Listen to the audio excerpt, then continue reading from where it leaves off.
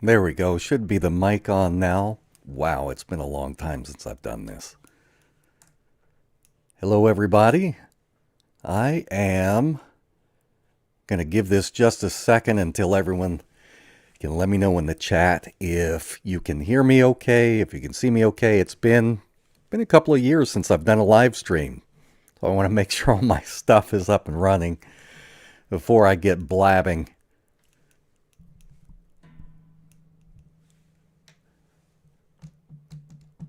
I'm just going to watch in the chat here.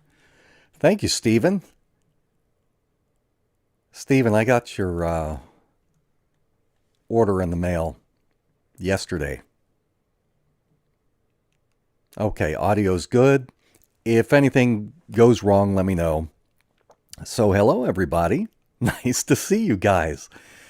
It has been a while. I'm looking at so many names here of people from the past. This is going to be kind of low-key, easy live stream. I know it's super late for a lot of you, especially over here on the East Coast, getting started at like 11 o'clock at night. Sorry. But I figured for my first live stream back, since I'm likely gonna have all kinds of settings wrong and things screwed up, I'd rather do it late at night with a smaller number of people to humiliate myself in front of.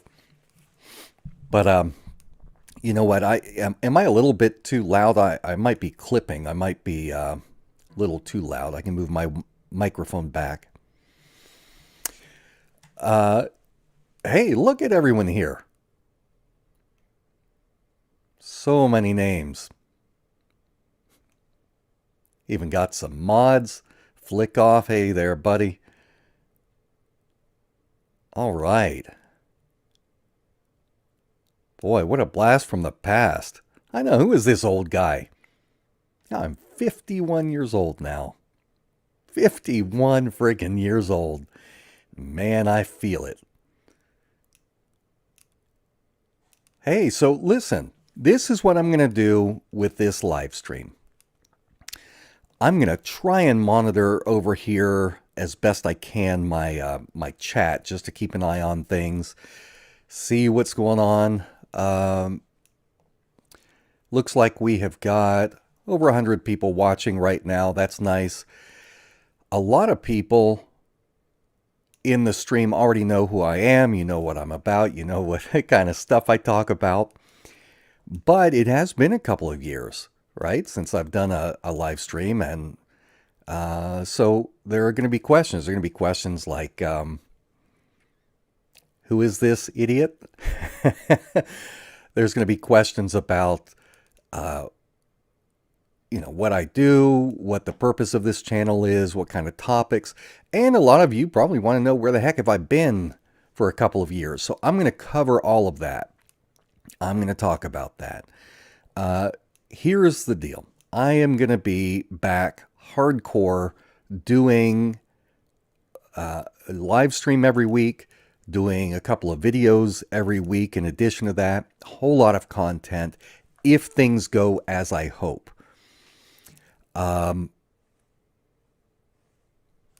Thank you for the donation there, History. I am gonna talk to you guys in this stream just a little bit about, I guess, where I've been, but also who I am and everything. At the outset here, I want to mention a couple of things, and I'll restate this at the end. In fact, maybe I can even put some of these links in the chat here.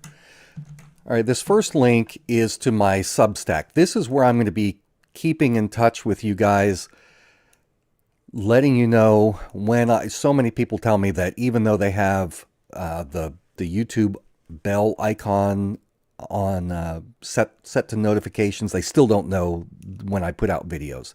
So I'm going to be putting some of this stuff to you guys out through Substack if you sign up for it. There's, of course, the free option that just adds you to my notification list. I'll send out some occasional emails of report kind of material, but mostly just to keep you informed of when I've got new content out, where I'm putting content out, And then, of course, Substack has got the option to be paid. You don't have to do that. I mean, I want you to. But at the very least, I want you to go to Substack and put your email address in there so that I can contact you, okay? And if you ever get tired of the stuff, you can just unsubscribe. It's not a big deal. Next, I am going to be releasing, as I put out videos, I'm going to be doing two things. I'm going to be putting videos out on YouTube. I'm going to be putting them out afterward, like the next day on Rumble. I don't have much of a presence there. Maybe, I don't know, 400 or 500. I don't even know how many followers I've got on Rumble. Maybe 500. I haven't been posting there, but I remember, and you remember how things go for people like me that talk about the kinds of things that I talk about. YouTube doesn't like it a whole lot.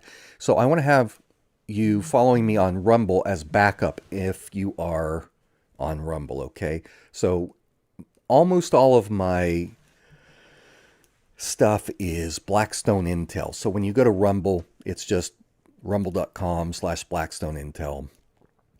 I'm going to turn off my vibration here on my phone. I'm getting alerts, some of you signing up for my my newsletter. I appreciate it, but I need to silence it here. There we go. All right.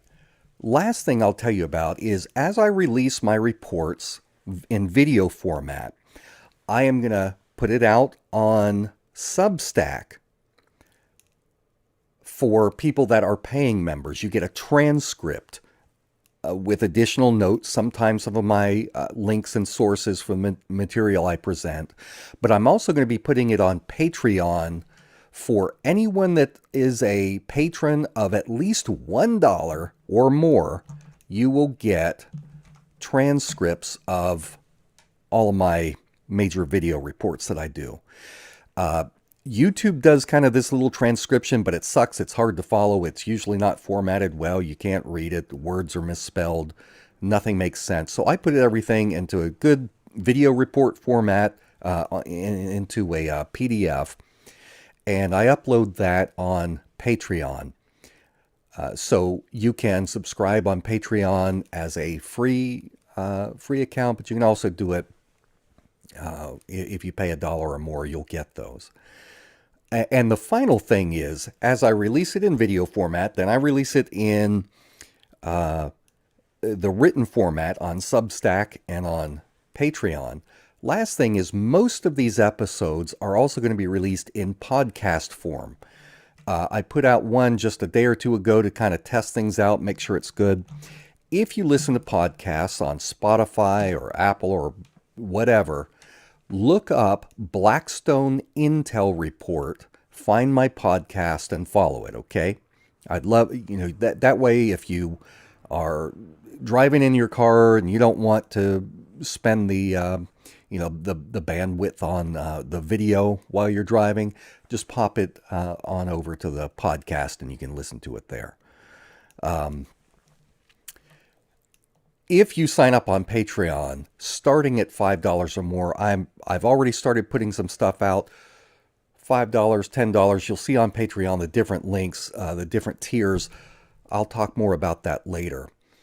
But the thing is, I want to go hardcore again with Blackstone Intel. So I'm glad you're all here. I'm going to get started kind of sharing with those of you who don't know about my background. I'm going to give it to you. And this will be probably boring for some of you, but I'm going to do a little show and tell as we go along, trying to introduce people to who I am, what I do. And for those of you that want to know what I've been doing the last couple years, I'm going to tack that on at the end and let you know. So I will acknowledge at the end of the material I'm going to give you here, I'm going to acknowledge those of you who make the Super Chat donations. I appreciate each one of you, and I'm going to acknowledge you later on. So I want to tell you about my background if you're new. My name is Jake, Jake Morphonios. Like I said, I'm just this 51-year-old guy. I live in North Carolina, kind of in the central part of the state. Used to live in the mountains, but I am a proud North Carolinian. I come from a political family. Miami, Florida is where I was born, where I spent some of my time as a kid. My grandfather was a guy named Don Pettit, and he died in '83. He was a war journalist during World War II. He was in the U.S. Army. Did some stuff there, got some experience as a reporter. Well, he came home to Florida and went to work for the Miami News. This was the largest newspaper in Florida at the time. And Don worked really hard to get himself going as a reporter down there. And what he did was he kind of set the example for what I tried to do in my life when I got into this business. He formed a network of tipsters, of informants, and through the information that they gave him, he was able to break some major stories about the mafia, about organized crime down in South Florida, including this one group of guys called the S&G Crime Syndicate. They were based in Miami Beach. They had ties to Al Capone. So Don was nominated for the Pulitzer Prize in Journalism for this work that he did exposing them. And his work was the basis for the then famous Kefauver Senate hearings. And these are the hearings that help bust up elements of the mafia. If you have seen The Godfather, Part 2, there's a lot of stuff set inside like a congressional hearing, and Al Pacino has to go and testify. Well, anyway, that is a fictionalized version of those Senate hearings that were based on my grandfather's exposés on the mob. Well, he was nominated for that. He didn't win the Pulitzer, but he was nominated for it. Then he was nominated for exposing activities of the KKK. Today we're like, well, whatever, KKK, some rednecks, wherever, West Virginia or something. But back then, in the 1950s, they were pretty powerful, very influential, but much different situation than it is today. Well, he went after them. So he used his connections over the years that he had made through his reporting, and he got into politics. He transitioned over. Now, he and I have different politics. He was a paleo Democrat, and he ended up running the campaigns of mayors, of Florida governors. He was even the state campaign chairman for President Lyndon Johnson. And Don spent a lot of the next decade or so as the chief of staff for a member of Congress, a guy who had been a U.S. senator, retired in 1951, but then got reelected as a member of the U.S. House. It was Congressman Claude Pepper. And I was going to show you real quick. I said I was going to do a little show and tell. This is a plaque. Let me see if I can get it to show up on the camera. I've got this delay in the stream here. Yeah, you can kind of see there. Try and get the glare off it. But anyway, that's a plaque signed by Claude Pepper. It's for a flag, a U.S. flag that had flown over the Capitol, and I've got it there. Had flown over the U.S. Capitol, and my grandfather asked Claude to, sign that, send it to me. I was in Cub Scouts at the time. So that was him. That was my grandfather. Now, my grandmother, and full disclosure, they were not married. My grandmother was Ellen Morphonios, and she was known throughout not just the United States, but around the world, as Maximum Morphonios. And she was fairly lenient as far as judges go when it came to nonviolent criminal offenders. Odds were if you came in and you just, stole something or whatever, you were going to get a fairly light sentence. She was not not real tough on nonviolent offenders. But if it could be proven that you were violent, that you hurt people, your best bet was to take a plea deal, because if your case ended up before her and at trial and you were found guilty by the jury, you were in trouble. And so they called her the time machine. They called her the hanging judge, because she dealt with some of the most heinous cases of murder, of rape, of child abuse that you can imagine. This was Miami in the 80s, was her heyday, back when Miami was the drug and murder capital of the world. She felt that the criminal justice system was broken, that it was filling up prisons with people who were guilty of petty offenses. She didn't think so many people should be in prison. But the result of this overcrowding was that violent criminals, the ones we really do want off the streets, they were being paroled early to make room for more people being put through the system, by the prison industrial complex, because putting people in prison is a for-profit industry in the United States. So she sent more than a few people to the electric chair. And even more, I don't know that I'm, I differ with her on some views on, capital punishment, but she also gave a lot of other people 100-year and in some cases over 1,000-year prison sentences, if it was allowable under the law. And the purpose of that was so that when these, awful people that had abused children, committed violence against the elderly, whatever it was, once they came up for parole, when the parole board looks and sees, wait a second, this guy's sentenced to 400 years. What did this guy do? They're going to be less likely to parole him to make room for some people that get busted for selling pot. Now, she was a popular Republican. While my grandfather had been a Democrat, she was a Republican. And I went with her to New York City back when Rush Limbaugh, some of you are old enough to remember the days of Rush Limbaugh when he was hosting his radio show up there. This is before he had moved down to Florida. He paid for her to come up and host a show when he was on vacation. So I sat there next to her as she discussed the politics of the day, political news with millions of people listening around the country. It was pretty cool. And she was on everything from 60 Minutes to Oprah. She was featured in news stories around the world. Very popular woman at her time. Now, because she was popular, that drew the attention of the FBI. And in the 1980s, they were working on a big entrapment scheme in Miami called Operation Court Broom.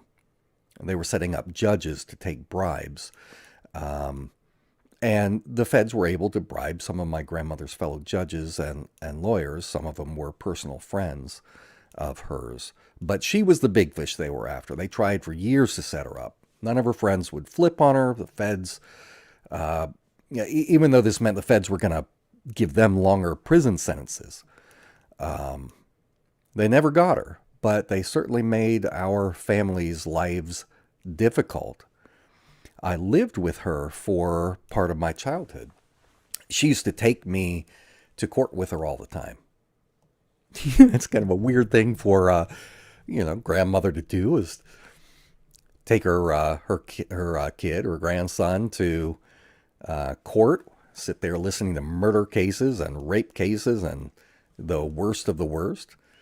And but she wanted me to learn how the world really worked. So that was the environment that I was being nurtured in.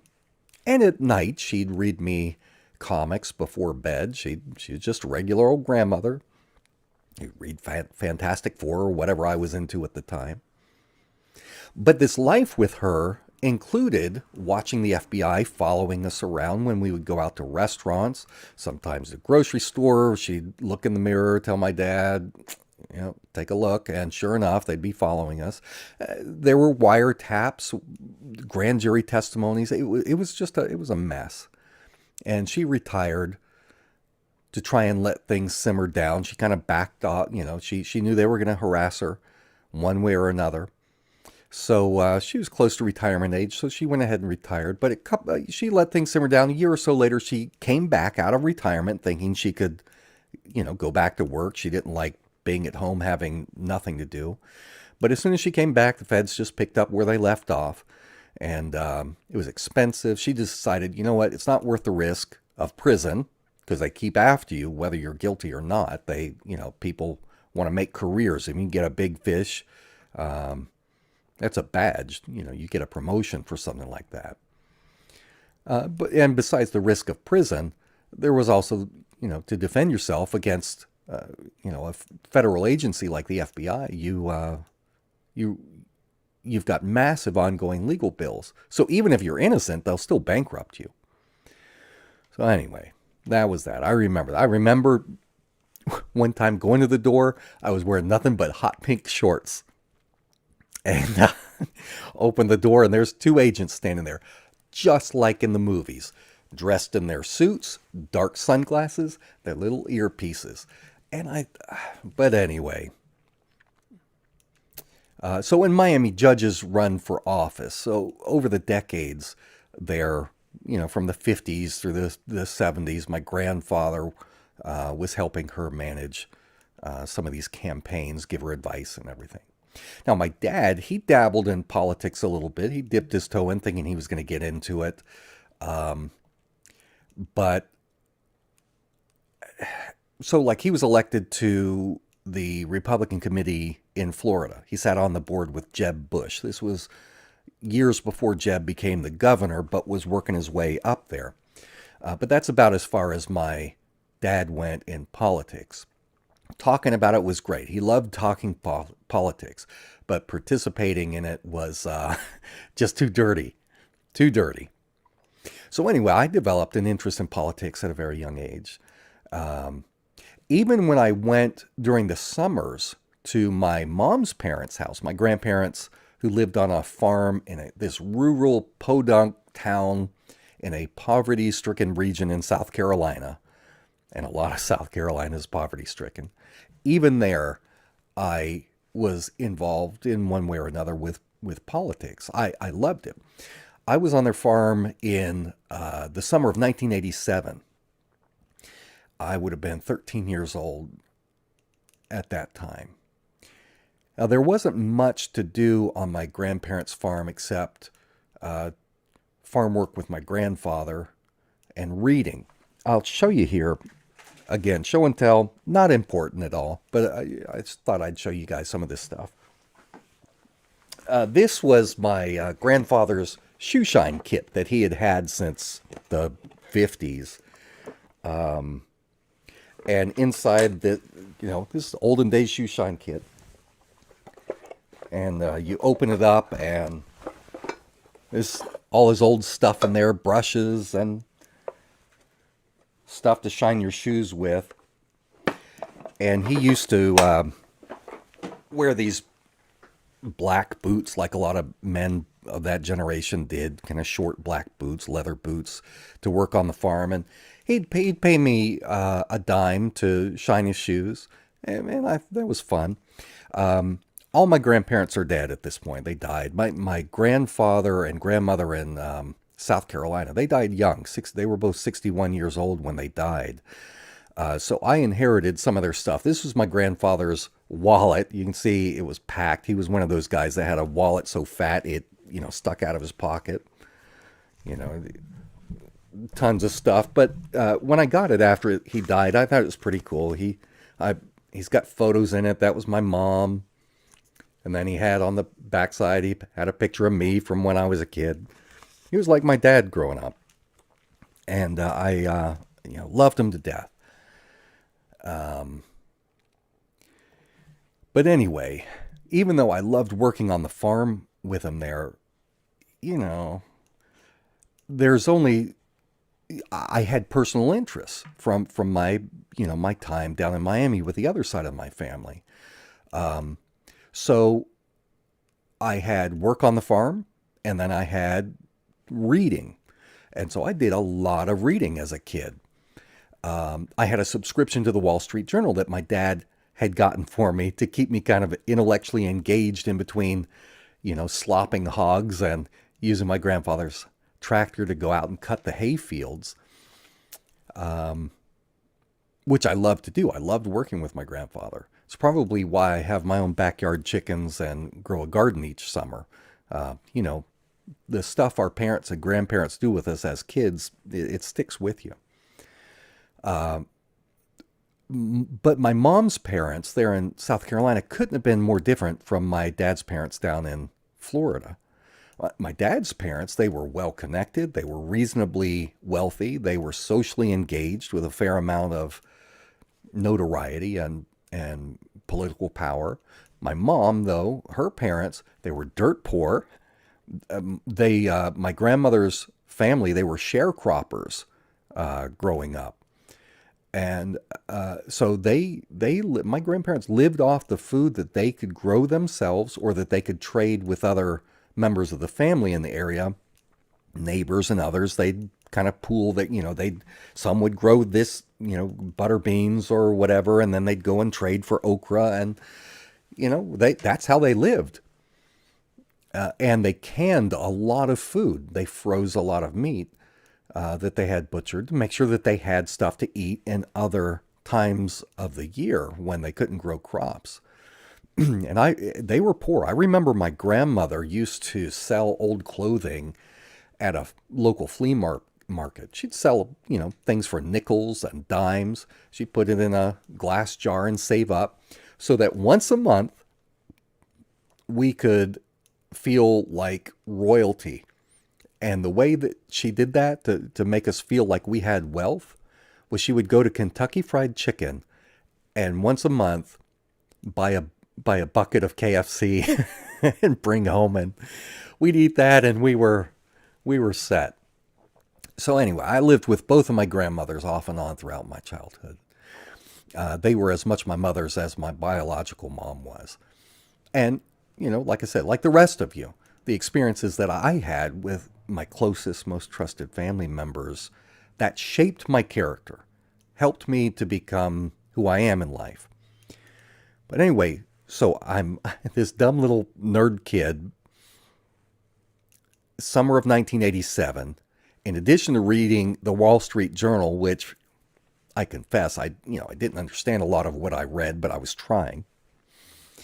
I was also reading a book called The Pentagon Papers. The Pentagon Papers were a top secret U.S. Department of Defense study that had been, it detailed the U.S. political and military involvement in Vietnam from 1945, back when it was still, French-controlled area, to 1967. But this report had been commissioned by the Secretary of Defense, Robert McNamara, and it revealed to the public that multiple presidential administrations, starting with Eisenhower, but particularly those of JFK and Johnson, that they had systematically misled the American public and had misled the U.S. Congress about the scope and the scale and the intentions of the United States government regarding its activities in Vietnam. So in 1971, there's this guy, former military analyst named Daniel Ellsberg, and he had these documents, and he leaked the documents to the New York Times, and the Times published excerpts, despite intense pressure from the Nixon administration not to. And so they went after him, but they also went after the New York Times, and this New York Times case went all the way to the Supreme Court. It was a matter of free speech, freedom of the press. And the case led to the Supreme Court ruling that affirmed that the press has a right to publish classified information in the public interest. And so the Pentagon Papers became this defining moment in U.S. history because it conclusively exposed U.S. government deception of its own people. And this deepened public distrust of the government. And it fueled opposition to the Vietnam War. Now, you've heard of the Watergate scandal, right? Well, this scandal broke because the so-called White House plumbers, G. Gordon Liddy, and basically a group of CIA assets that had helped with the Bay of Pigs and different stuff, they were connected to the Nixon reelection campaign. Well, they broke in to the Watergate Hotel, which was not just a place where people lived, they also had a lot of offices there. And one of those offices belonged to a psychiatrist. One of the psychiatrist's clients was Daniel Ellsberg. So what the plumbers did was they broke in specifically to get the psychiatrist's files on Daniel Ellsberg because they wanted to get dirt on him. They wanted to discredit him. They wanted to prop up justification for the Vietnam War, which was mostly it was basically a CIA operation on behalf of the Rockefeller oil cartel, because they had discovered oil reserves off the coast of Vietnam. And if you have if it falls to the communists, do you think that communist Vietnam is going to be giving oil contracts to American or Western-based oil corporations? Of course not. So, Vietnam. But anyway, I digress. So, in addition to that light reading, the Wall Street Journal and the Pentagon Papers, that I was reading in the 13th year of my childhood, something fantastic happened in the summer of 1987 that deeply impacted my development, my worldview, and shaped in a big way what I would become as an adult. The CIA, the summer of 87, was busted doing something very illegal. And the United States Senate, under the control then of the Democrats, they held public, televised hearings to investigate what the CIA was doing. And this was called, what? Does anyone know? Put it in the chat. The Iran-Contra scandal. And I watched every beautiful minute of it with glee on my grandparents' great big vintage television console. Some of you may remember parents or grandparents that had these, you had the TV, but then it was set within this, gigantic, usually decorative wooden cabinet. I would sit there and watch the hearings. It turned out that the Reagan administration, using the state of Israel as the intermediary, using the Mossad, they were secretly transferring arms. They were selling armaments to Iran. Now, this was illegal because there was an arms embargo against Iran. You cannot do that. So the Reagan team hoped that by selling arms, getting money from Iran, they thought that this would secure the release of American hostages, because if any were released, the administration, of course, they're going to lie about what led to them being released, but this would be great for the Republican Party to be able to say, hey, we freed some hostages. But making matters worse with this scandal was that the CIA wasn't just doing that.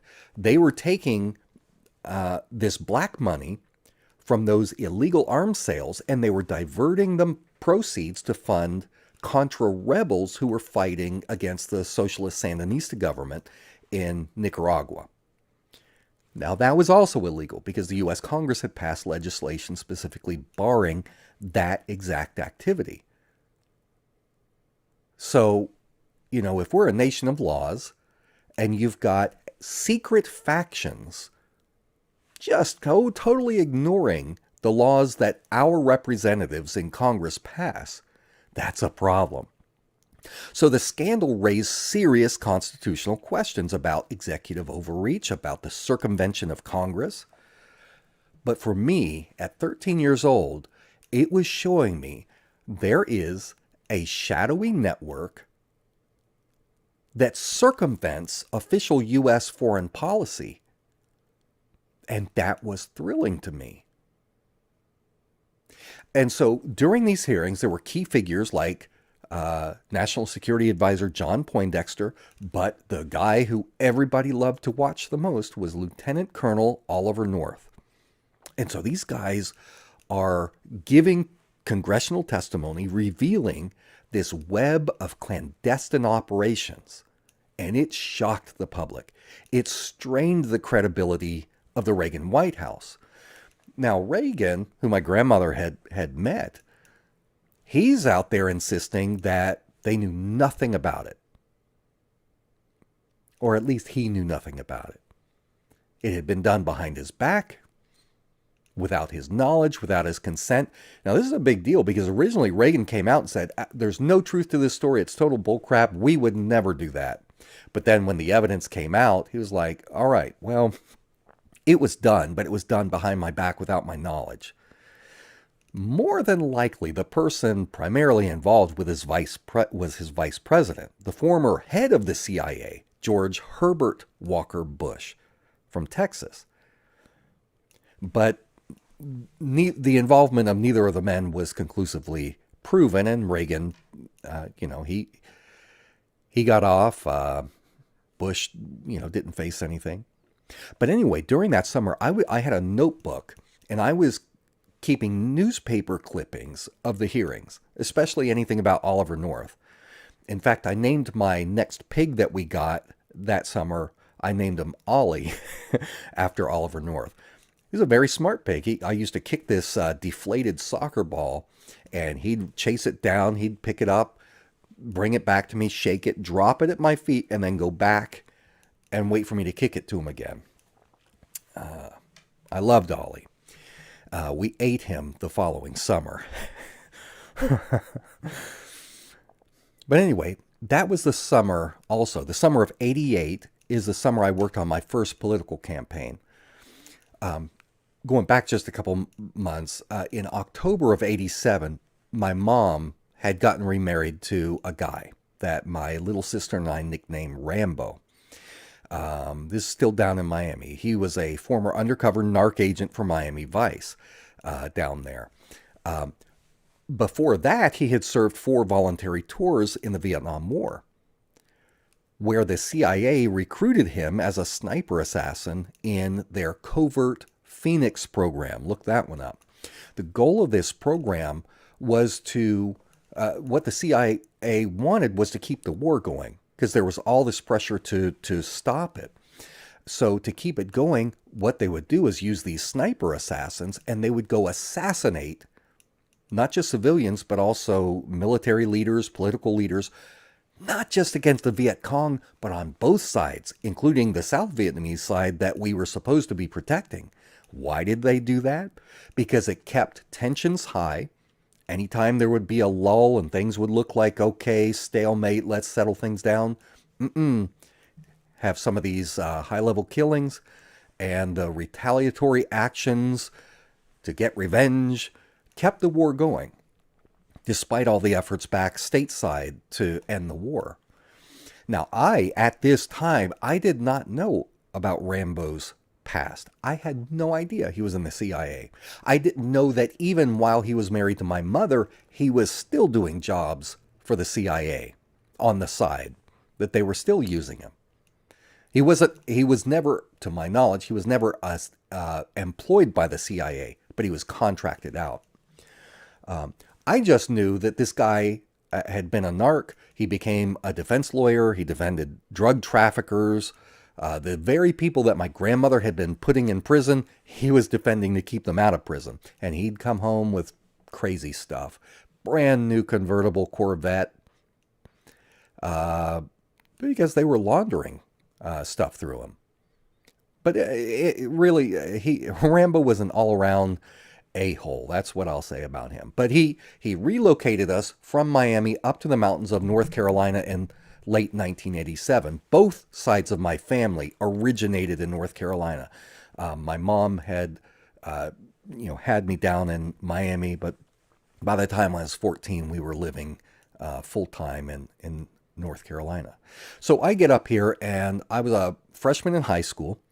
I took classes like speech and debate. I just worked. I was like president of some clubs like Students Against Driving Drunk, and I was the parliamentarian and future business of leaders of America, stuff like that, because I was trying to pad my resume. I was thinking one day I'm going to go into politics. I need to be an overachiever. In the summer of 1988, I went back down to South Carolina, which is what I did every summer of my entire life, lived with my grandparents. Now, my dad was still down in Miami. He used his connections with the Bush people. Lee Atwater, I think, was the chairman of the Bush campaign at that time. He used his connections to Lee Atwater to get me set up as a state coordinator for this low-key youth campaign for the election of Vice President George Bush when he ran for president. So here I am, 14 years old. I would gather kids of all ages, and we did petition drives. We put up yard signs. My grandfather would we'd all jump in the back of his Chevy pickup truck. He'd drive around town. We'd wave the signs. Yeah, it was fun. We probably didn't make a difference at all, but it was a lot of fun. Well, after the summer was over, I went back to high school, and I was elected president of the Young Republicans, and I led the GOP side of the school in this mock election that they had between Bush and Dukakis. We won, of course. But over the next few years, this is in my later teens, my personal political ideology evolved. I had started out in the 80s as this Reagan Republican kid, but by the end of George H.W. Bush's first presidential term, I realized, hey, this guy's values are not mine. In fact, I, by this point, considered myself to be more of a Barry Goldwater Republican, I guess, than a Reagan Republican. I was a lot more libertarian-leaning than most Republicans at that time, although I've never fully considered myself a libertarian. There are things with the libertarian platform I don't agree with either.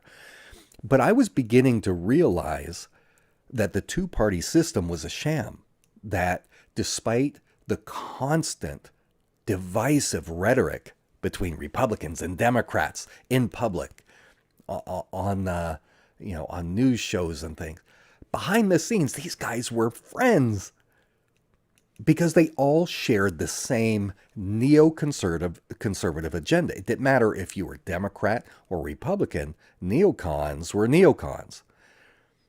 So in 1992, that was the first year I was old enough to vote in a presidential election. I decided I was not going to vote because I couldn't support the re-election of George Bush. I certainly wasn't going to vote for Bill Clinton, so I just abstained. And that's the only election in my life that I've ever sat out of. Going forward a couple of years, by the mid-1990s, I had relocated to Southeast Asia. And I did stuff like translate speeches for the Prime Minister of Thailand. I worked with dignitaries, taking them around, translating speeches, because I could put Pasa Thai. I could speak Thai. Some of the work I did was helping victims of the sex slave trade there. And I worked for a time out of this old United Nations military building from the Vietnam War period. So when asked more details about this, I always just tell people that I was there as a Christian missionary, and I leave the rest to people's imaginations. I think it's kind of funny to see the theories that people come up with about what I was doing. CIA, it was CIA. Well, after 2 years of my time over there, I found myself in Chiang Rai, Thailand. Not Chiang Mai, Chiang Rai. This is up the very top corner on the border of Burma. It was in the infamous Golden Triangle. And this was the center of the opium trade at the time. I was about 15 miles, roughly, from the headquarters of this guy named Kun Sa, General Kun Sa. And I had only been up there just a handful of days, maybe a week, when the U.S. Embassy got in touch with my people, sent word that Kun Sa, this Burmese drug warlord, top producer of opium in the world, He had tens of thousands of soldiers under him. He was trying to overthrow the Burmese government. Bad guy. U.S. Embassy sends word that this guy has put out an order to kidnap me and my associates that were with me there. Because it turns out that just the month before I had moved into the area, the CIA had been there. And they had worked with Thai authorities to help bust some of Kun Sa's top operatives. And he wanted revenge. And so U.S. intelligence had intercepted communications of these guys that they believed that me and my associates were CIA operatives, and they were going to kidnap us. They were going to torture us, ransom us, and get back at the United States. It's called Operation Tiger Trap. I've got a book somewhere here about it. You can look that one up, Operation Tiger Trap. This would have been in around January 95 that I was there. So anyway, the embassy told us, lay low, don't go out. They've got people at the train station. They've got people at the bus station watching for you. It's not hard to find. Chiang Rai was not a big town. So I just laid low. We hired somebody that would go out and get food for us. And until basically 3 weeks later, I got the green light to hightail it out by bus at midnight. So it was like a 13-hour bus ride during the night. Got back to Bangkok, and the very next day I was on a flight back to America. So here I am back in the USA. Got married and started a family. I stayed active in politics throughout my 20s inside of the Republican Party because I was thinking that working within the party was the best option to make a difference because there were no third parties or independent candidates who had much influence. Ross Perot had tried it, and that he didn't come close to winning. So in my 20s, I followed in my grandfather's footsteps. I became a political operative, a campaign strategist, and worked my way up to a paid campaign manager. And I worked on several campaigns that I either helped as a strategist or managed as the campaign manager for candidates in the Republican Party, local candidates, state-level candidates. And in 1999, bringing us up to the end of the decade, George H.W. Bush, who I knew a lot about, was very dissatisfied with because of the Gulf War and other things. His neocon son, George W., was assembling this neocon dream team, pulling men from his dad's administration, from the Reagan administration, some of the worst, putting them together, and they were going to try and win the White House. And I knew, well, damn, we're going to have another big war in the Middle East if this happens. So I decided I was going to do my part to try and prevent this guy from getting the GOP nomination. So back in 2000, that election cycle, the most powerful guy was him. He was the most popular. Second most was John McCain, but there was no chance in heck that I was going to be supporting him. So I went to work for the most powerful candidate after them. The guy in third place was, out of 12, I think it was, 12 candidates. The guy's name was Steve Forbes. He was the guy who owned the Forbes empire, the Forbes magazine and all that. He was a billionaire. And I met him on a handful of occasions. He had run in 96 for the nomination against Bob Dole. I met Senator Dole once. His wife is Elizabeth, was from, what's the name of it? Salisbury. It's just like an hour from here. Anyway, he's a very nice man. Bad foreign policy, neocon himself, but personable. He seemed like a real creep when you'd watch him on TV. Very sour and dour, but in person, he was a very nice guy. Anyway, the Forbes campaign made me the North Carolina state campaign manager. And since South Carolina didn't have an established manager, just not enough activity there, they kind of put that under me as well, but I didn't do a whole lot there. My work was primarily in North Carolina.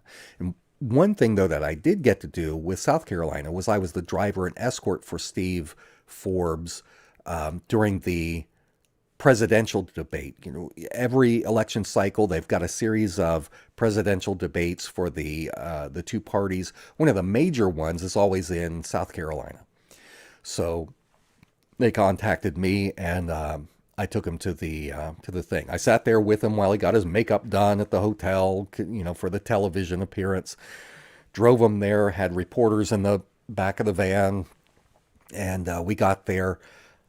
I pulled up to the backside. They let us in. He went in. I went to park the van, and there's freaking John McCain on his Straight Talk Express. I bumped into Senator Strom Thurmond as he came walking out. Actually, he wasn't. He was being dragged out by his elbows because by that point he was a vegetable, and his handlers were carrying him. But they had some banquet before the debate recognizing him. But it was pretty cool. I stood just off stage while Brian Williams was conducting this NBC debate. That way, as it was over, everybody did the handshakes, and I was able to whisk Forbes off because he had to get to an Amway convention to speak to the Amway people. Like thousands of people gathered for this huge convention. But anyway, I got to meet the candidates that were running. It was a fun experience. And throughout this time, I got to meet a lot of interesting people. Speaker of the House Newt Gingrich. I met Pat Buchanan, whose ideas I liked a lot. He was the Republican who turned Reform Party presidential candidate. He not only warded off an attempt by Donald Trump to get the Reform Party nomination. A lot of Trump supporters don't even know this, that Trump lost out to Pat Buchanan for the Reform Party nomination in 2000. But Buchanan was also the guy who, through no fault of his own, gave the presidential election to George Bush over Al Gore. Because what happened was down in Palm Beach County, this is Trump's home base right now, where Mar-a-Lago is. There's a big Jewish retiree community. Well, they had intended to vote for Al Gore because they were Democrats, but the butterfly ballot design that had been crafted by Governor Jeb Bush's people, it had this confusing layout. You had a butterfly ballot is like this. You had up here, you had George W. Bush, and then below him you had Al Gore, but between those two on the other side was Pat Buchanan. So it kind of went Bush, Buchanan, Gore, but their three dots were in the middle where you punch. It wasn't like just next to their names. It ran down the center of the ballot. Well, you would think that Al Gore was number two, the number two dot, but it was actually Pat Buchanan because his name was over here. And thousands of Democrats accidentally punched the ballot for Pat Buchanan. It's the only place in the country where Pat Buchanan had this massive spike. It was crazy. And he even admitted, I know these people were not trying to vote for me. He criticized this kind of sneaky thing that the Bush people had done down in Florida because his brother was the governor at the time. And you guys probably know that the U.S. Supreme Court eventually ordered a halt to the ballot recount, all the hanging chads and all that mess. And when they ordered a stop to the recount, Bush was then able to be certified as the winner of the state of Florida by only 500 votes. And because Florida was the only outstanding state, and it was their electoral votes that would determine the election, it gave the election to Bush, to the Republicans. Had these Democrats not voted for Pat Buchanan, Al Gore would have won the state without question. And who knows how things would have gone different. But anyway, after this 2000 election cycle, I stepped away from domestic politics. I was sick of it. I was still very interested, but I didn't want to participate anymore. I did not want to I was falling apart. My heart left the Republican Party in 2000 when I saw you can't make a difference. And so I stepped away from that, from domestic politics, and I turned my attention toward geopolitics, especially the geopolitics of the Middle East. I was very interested in the Israel-Palestine conflict. And especially after the 9/11 attacks, what I did was I created an online investigation network, citizens working together. It was international in scope. What we were doing was trying to gather as much intelligence as possible on Al-Qaeda and on Osama bin Laden, because that's what they were telling us, right? 9/11 was them. Well, I won't get into 9/11 now, but I'll just say that this group became, at that time, the largest 9/11 group in the country. And we even had the Mossad infiltrated and stir up some trouble. But again, that's a story for another time. So I spent the next couple of years doing a lot of writing. That was my outlet. I worked. This was not my job. I got a stipend. I got paid for these articles. Give me a second here. I'm going to go reopen my chat thing. It looks like it closed down. I want to make sure that I'm still connected. Bear with me a second. Let me find my...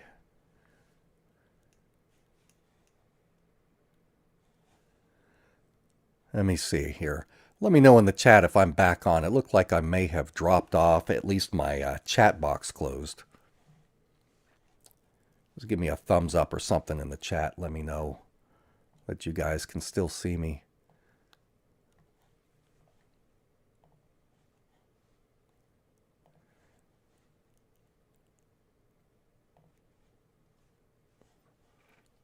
It says I'm still streaming.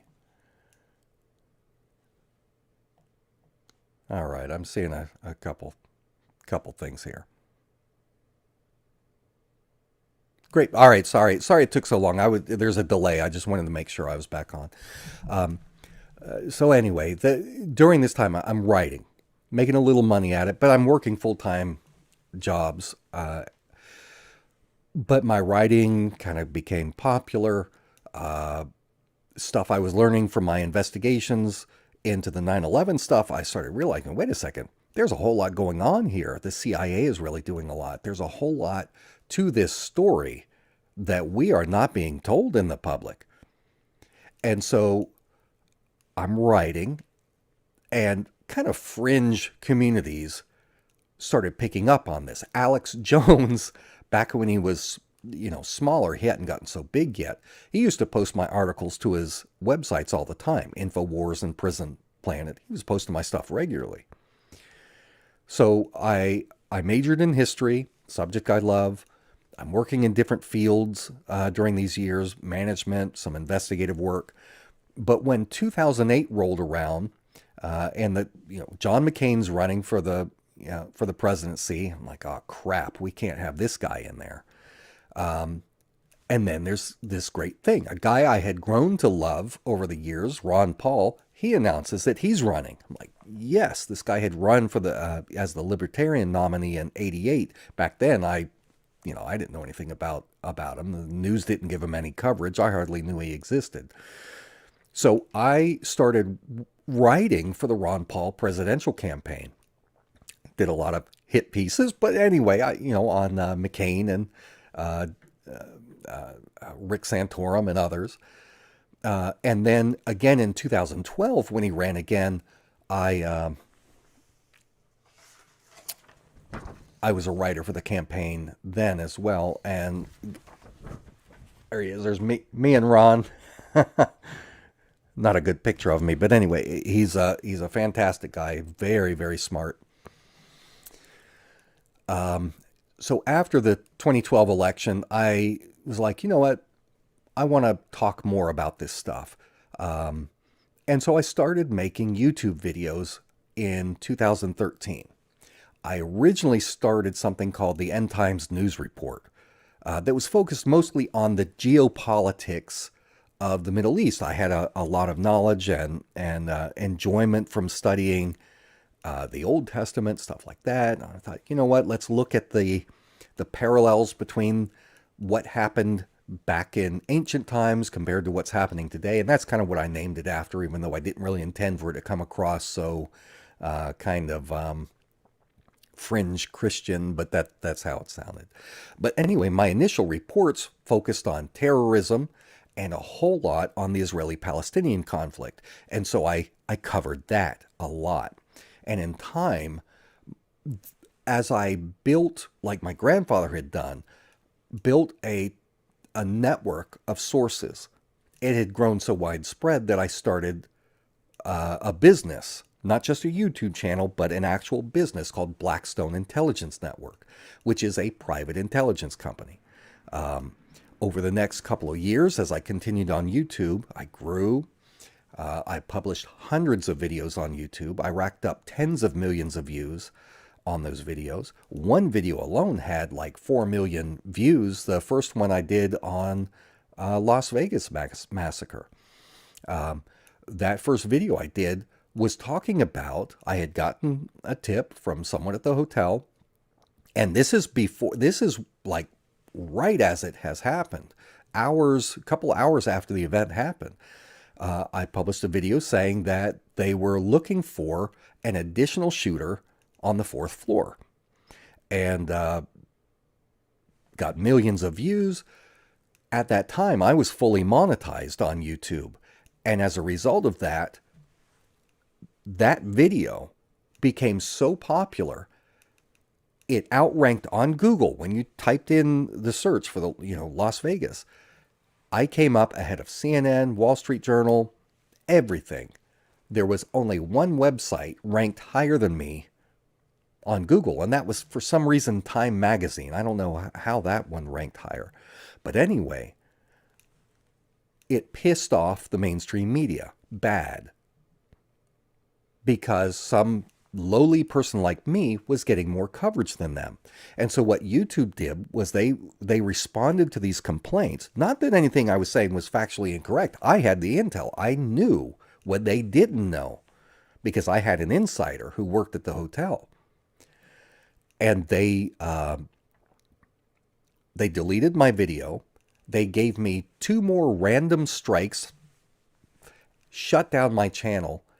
And that video, even though it had been on for 3 or 4 days, it had amassed so much money, $14,000 in ad revenue that I earned from the ads that they had been running.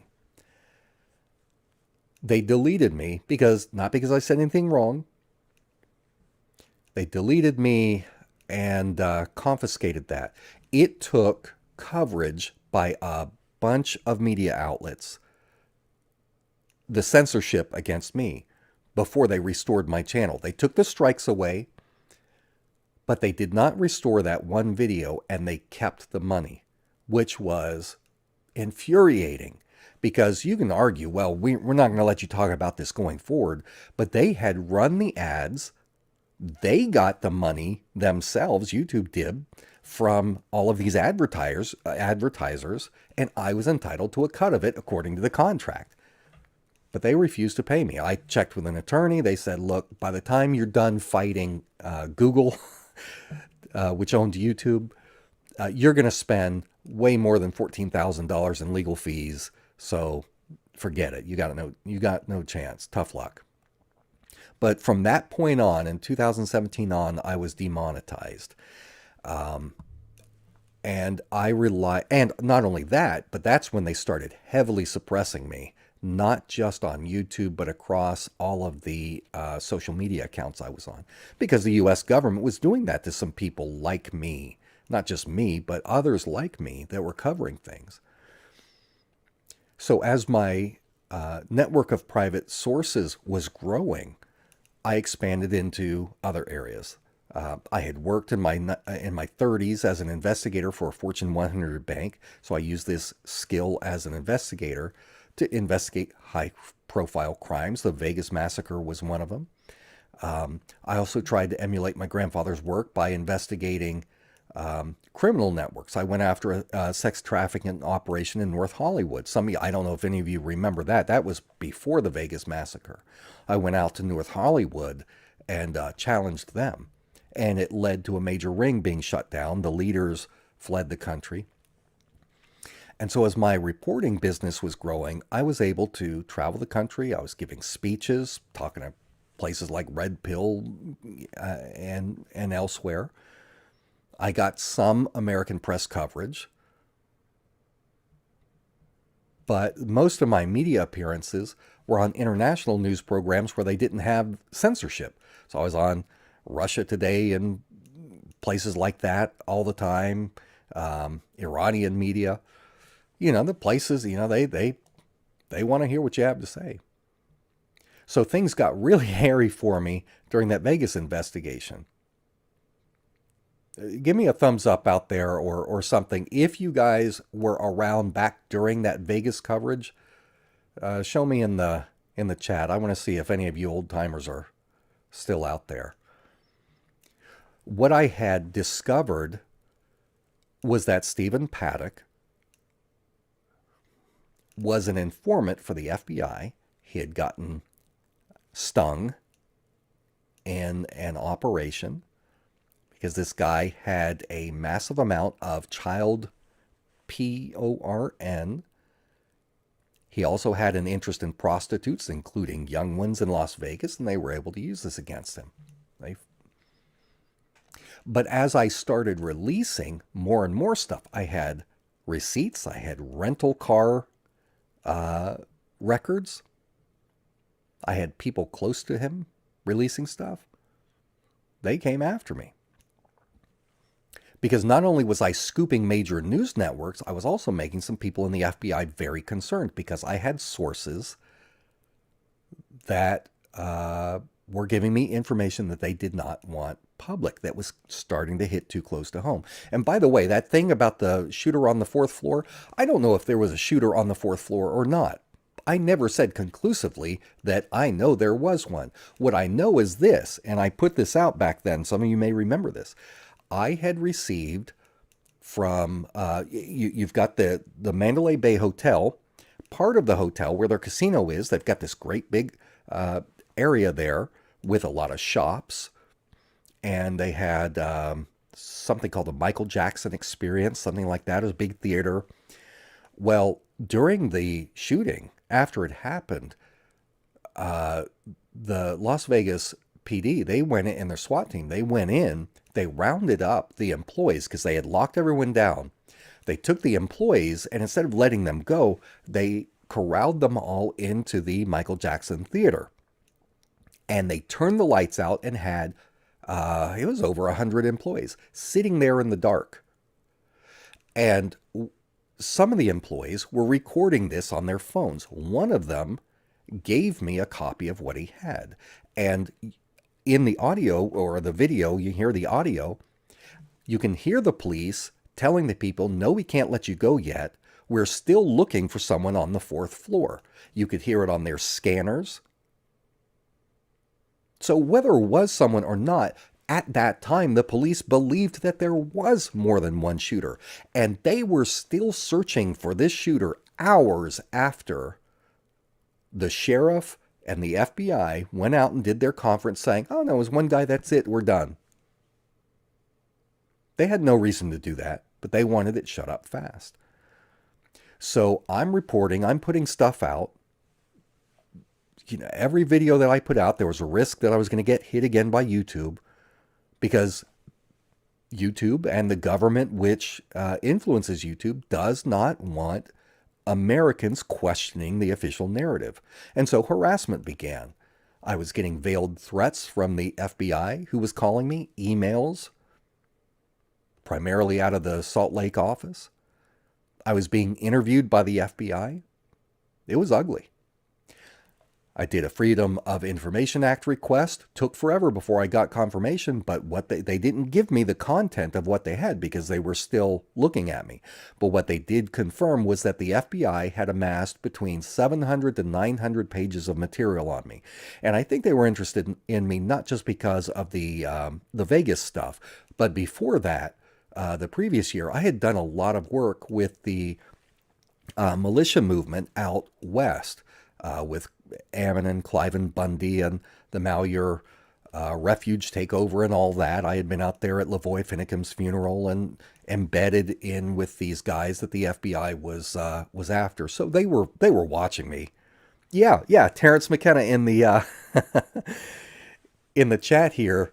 I put up pictures of FBI that had followed me into it was McDonald's, actually, not Denny's. It was McDonald's. I was meeting an informant at a McDonald's, just a neutral location, and the FBI was following me. And so I took pictures of them and put that out. The informant's mother was there too, and she walked around the backside of the guy, because he was standing across the room from us, kind of over where they had. He's at a table. He had a laptop out, and she went over and she could see the FBI logo on the laptop's screen. But anyway, crazy. None of this that I did, none of this stuff they had on me was criminal in nature. I never did anything illegal. I was always very smart, very careful. You know, you can be a reporter and get information from people who may be involved in criminal acts without becoming a criminal yourself. But they definitely had it out for me. And it was after that I put out the audio of that German national who was trying to entrap me in a ridiculous financial scheme, trying to get me to do that. And I was like, yeah, nope.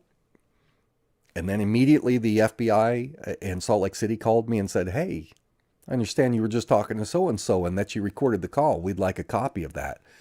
I started talking to lawyers because that meant they were surveilling me. That means in real time they were listening to my phone calls. So I started talking to attorneys, the local attorneys. They're like, look, this is not something we are allowed to handle. You need a federal attorney, someone who handles federal cases. So I found one who's like, look, retainer's $10,000, but let me give you some free advice. After examining, I told him everything. He said, it doesn't matter if you've done anything wrong. They don't want you talking about this. They don't want you putting out any more information about Paddock or his ties or anything that he's done. And they are going to hound you until either they stick you in jail or they bankrupt you. Because if you have to defend yourself against the FBI in federal court, you have to have a federal attorney. Very expensive. And they just stretch it out. They don't have to win. They just have to bankrupt you. They have to deplete all of your money until you can no longer afford an attorney. Then you're on your own, and the chances of you winning in court pro se in federal court, can't do it. So he's like, he gave me some counsel on what to do, and in the end, I had to stop reporting on the Vegas case because I was under this pseudo gag order. And that got the FBI to back off. At least for a while. But after Vegas, I continued reporting. Primarily what I talked with you guys about a lot was the Israeli-Palestinian conflict. I tried talking sometimes about the Trump administration, but nobody ever wants to hear that. They don't, people believe what they want to believe, and I'm like, all right, well, I love talking about politics, but if there's not enough intellectual tolerance for, different opinions, so be it. But so I focused on the Israeli-Palestinian conflict. And for me, that was going back to my roots. That took me back all the way to the Pentagon Papers when I was 13 years old, reading about, when I was 14 years old during the Iran-Contra hearings. And I'm reading about how or watching testimony about how Israel was helping to transfer weapons to Iran, who was supposed to be their enemy. So even at the state level, there's so much that they say publicly, and then behind the scenes, there's other stuff going on. But it got me involved, not just in reporting, but involved in activism. And that put me into constant conflict with powerful Zionist organizations, people who wanted to silence me.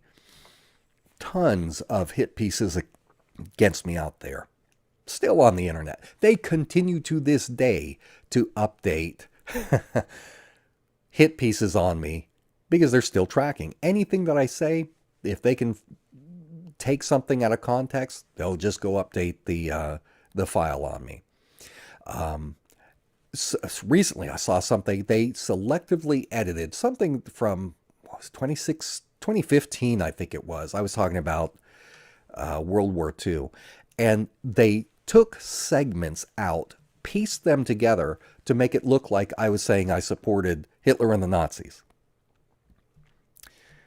Anyway, they're dirty. That's how it is. But here at the house, I had to install security cameras around my home because I had a series of acts of vandalism at my property. It was embarrassing because I had the police out here on my property every other week. It was a mess. So, you know how it goes. And then skipping forward over time, especially after COVID started shutting everything down, people started finding themselves without incomes.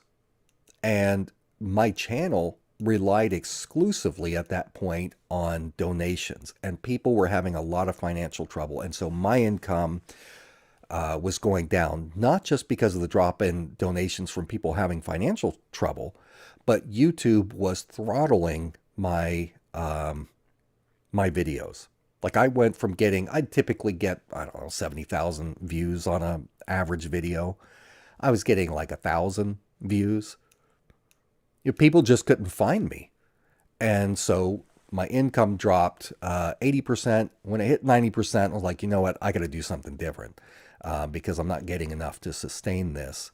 Because I had moved over time into doing this full time, and it's how I supported my family. So I wasn't getting a penny from YouTube ad revenue anymore because I had been kicked out of the program. So what I had to do after COVID was I had to diversify my Blackstone income. Remember, for me, Blackstone is not just YouTube videos. A lot more to it than that. All that time, I was also doing contract work in the background, unrelated to Israel-Palestine, other kinds of investigative work, and I was getting paid by certain parties to do that. But I figured, you know what, I've got to do this. So this brings me up to what have I been doing the last couple years? Yeah, Sharon Gregory says, wow, this explains a lot why you went missing. So for the last handful of years now, I stepped back from the public eye and I started focusing on private intelligence and on humanitarian analysis throughout the Middle East, but of course, particularly in the Palestinian territories. And a lot of this work that I've been doing has centered around monitoring through the what open source and human intelligence that I have access to, monitoring economic, social, infrastructural impact of the ongoing occupation of the starting in 2023 of the war. And I was preparing private intelligence reports for these parties using this information. And I've done this in coordination with trusted people in my Blackstone network, people like, what can I say, international observers, Palestinian reporters, Jewish reporters reporting on behalf of what they see going, that their own government's doing bad. Humanitarian field workers. I talk to just everyday Palestinians, to aid volunteers who saw firsthand what was going on, civil society figures, even some politicians. So with the work that I was doing, you know how Israel is. You know how vindictive they are. You know that if they find out I'm talking to someone, that person's dead. Or at the very least, they're going to be thrown into some Israeli gulag. So I couldn't ask these people to put their trust in me, to feed me information for these reports I was preparing, if there was any risk of their identities accidentally being exposed. Because here I am doing videos simultaneously, and I accidentally, just thoughtlessly, let something slip that draws attention to any of them or to the organizations. You know, the Mossad, they are, as evil and wicked as they are, they're sharp. Not only do you have the Mossad, you've got the IDF's Unit 8200. You know, all these young people, their whole job in the military is to do nothing but sit at a computer screen doing internet research to attack people working against the Zionist agenda. People like me, people like, you know. And so with what got especially, you know, what I recognized was an especially bad danger, threat, was the rise of artificial intelligence, because AI can take little snippets of information and it can piece these puzzle pieces, these breadcrumbs together in a way that often surpasses human ability. So closing down my YouTube channel, or at least not doing the videos during that time period, it was the right thing to do, even though I enjoyed making these videos. I'll tell you something I did. Speaking of AI, something I did today, I was curious. I just took my phone, snapped a bunch of pictures of, I've got 11 bookcases filled with books, like the ones behind me here. I just took pictures and uploaded it to ChatGPT and said, tell me everything you know about the person who owns this library. And holy crap, it was like I had written an autobiography. It was frightening how well it explained me, my mentality. Of course, it wasn't, you know, all encompassing, but a lot. So that's what I'm saying. If I'm doing videos while I'm also working on projects with people, and I accidentally let a few things slip, and Israel or whoever picks up on this, they go after these people. And so you've not seen me for a while, but I have been in the background here. I've got other businesses on the side businesses that I do.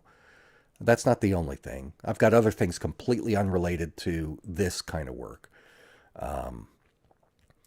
But I've been trying to contribute quietly to provide strategic analysis for people who are out there funding or overseeing neutral, not Hamas organizations, but neutral humanitarian organizations and research outlets that are out there trying to relieve suffering in Palestine. So I've done works on economic impact modeling, civil rights documentation, forecasting.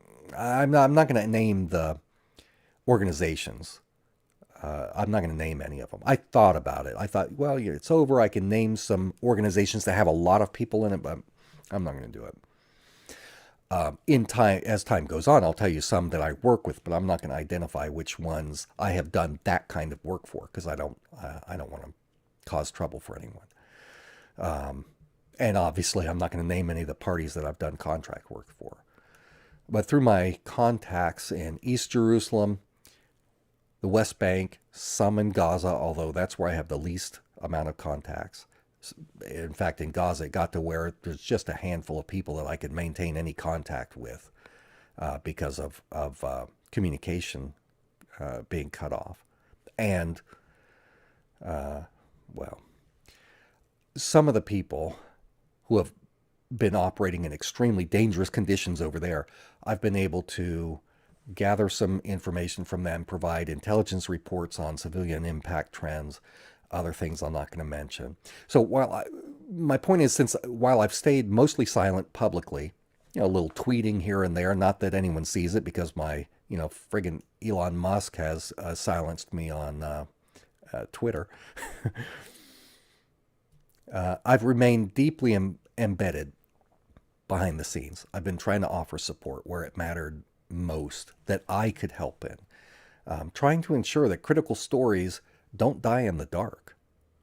that individuals who are leading humanitarian efforts, trying to relieve suffering and help innocent people, had the best information possible to do their jobs, but also to keep their people safe in these nightmarish conditions. And it's been very rewarding for me.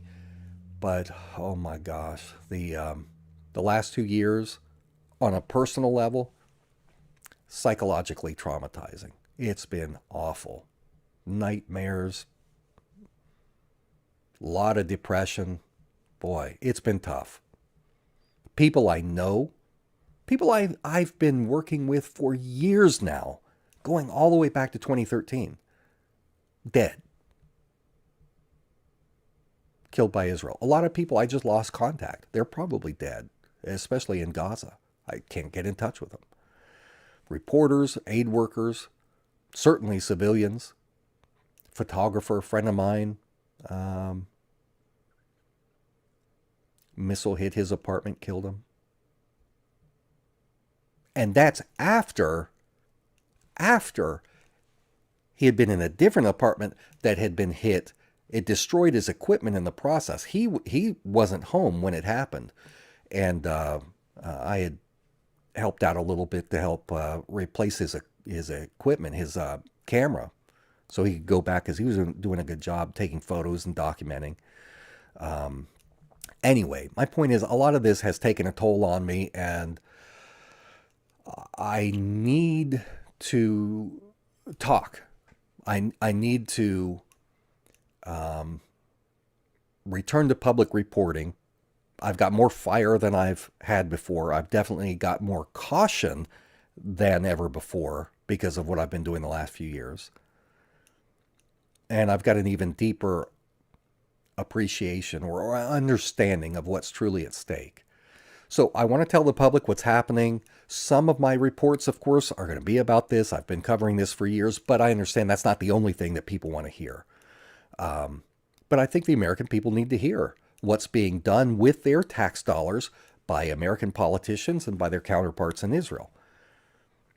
So anyway, this transition, though, trying to get back into doing the public Blackstone video reporting again, it's going to be tough to transition back to it full time. I'm going to hit it as hard as I can. And people say, oh yeah, he's come back and done a video. And no, I want to do this and stick with it and not let go. I want to do this for years. But to do that, I need income, because I don't get it otherwise. So in the past, I had a lot of supporters on Patreon, and naturally, when I went dark and stopped doing the public reporting, most of those donations stopped. There's no reason to support me financially if I'm not providing public reports, but I'm back to it. So I'm asking for your financial help to help me rebuild Blackstone Intelligence even bigger and stronger than before. And to do that, even though you can make a donation, the super chats I love, but that's not going to sustain me. By the way, I was hoping to get a total of 5 super chats in varying amounts. Looks like I've got 3. If I could get 2 more during the show, I'd love it. So on Patreon, that's where I'm trying to drive people to the most. I've got a couple different tiers. The $1 a month tier, of course, that supports, but it's $1 a month. I post some personal photos. This is what you get access to, the different tiers. You get access to some personal photos, some messages now and then. But the main patron benefit is that, like I said in the beginning, you're going to get access to transcripts of my YouTube shows. And then for those same transcripts that you get for $1 by being a monthly member, anyone else, people right now are paying $4.99 who are not supporters. They pay $4.99 to get a copy of the transcript, but you guys get it for free. And at the $5 a month tier, you get that, but you're also going to get some bonus video content from me. These are going to be mostly short video messages on a variety of topics, more personal stuff, me going on, if a thought hits me, something I want to talk about. you know, a minute or two, couple minutes in length, that's going to be at the $5 a month tier. At the $10 a month tier, you get all of that, plus a personalized postcard from me. I'll write a postcard to you. I'll send that to you. Plus, you're going to have access to 2 private Blackstone videos per month that you won't be able to find anywhere else. They're going to be exclusive on Patreon. And these 2 monthly videos will be Blackstone reports. It's not just going to be me talking about some little stuff. Yeah, Terrence says, put the link up in Patreon. Give me a second here. Let me see if I can type it. I can't read my screen. I need reading glasses.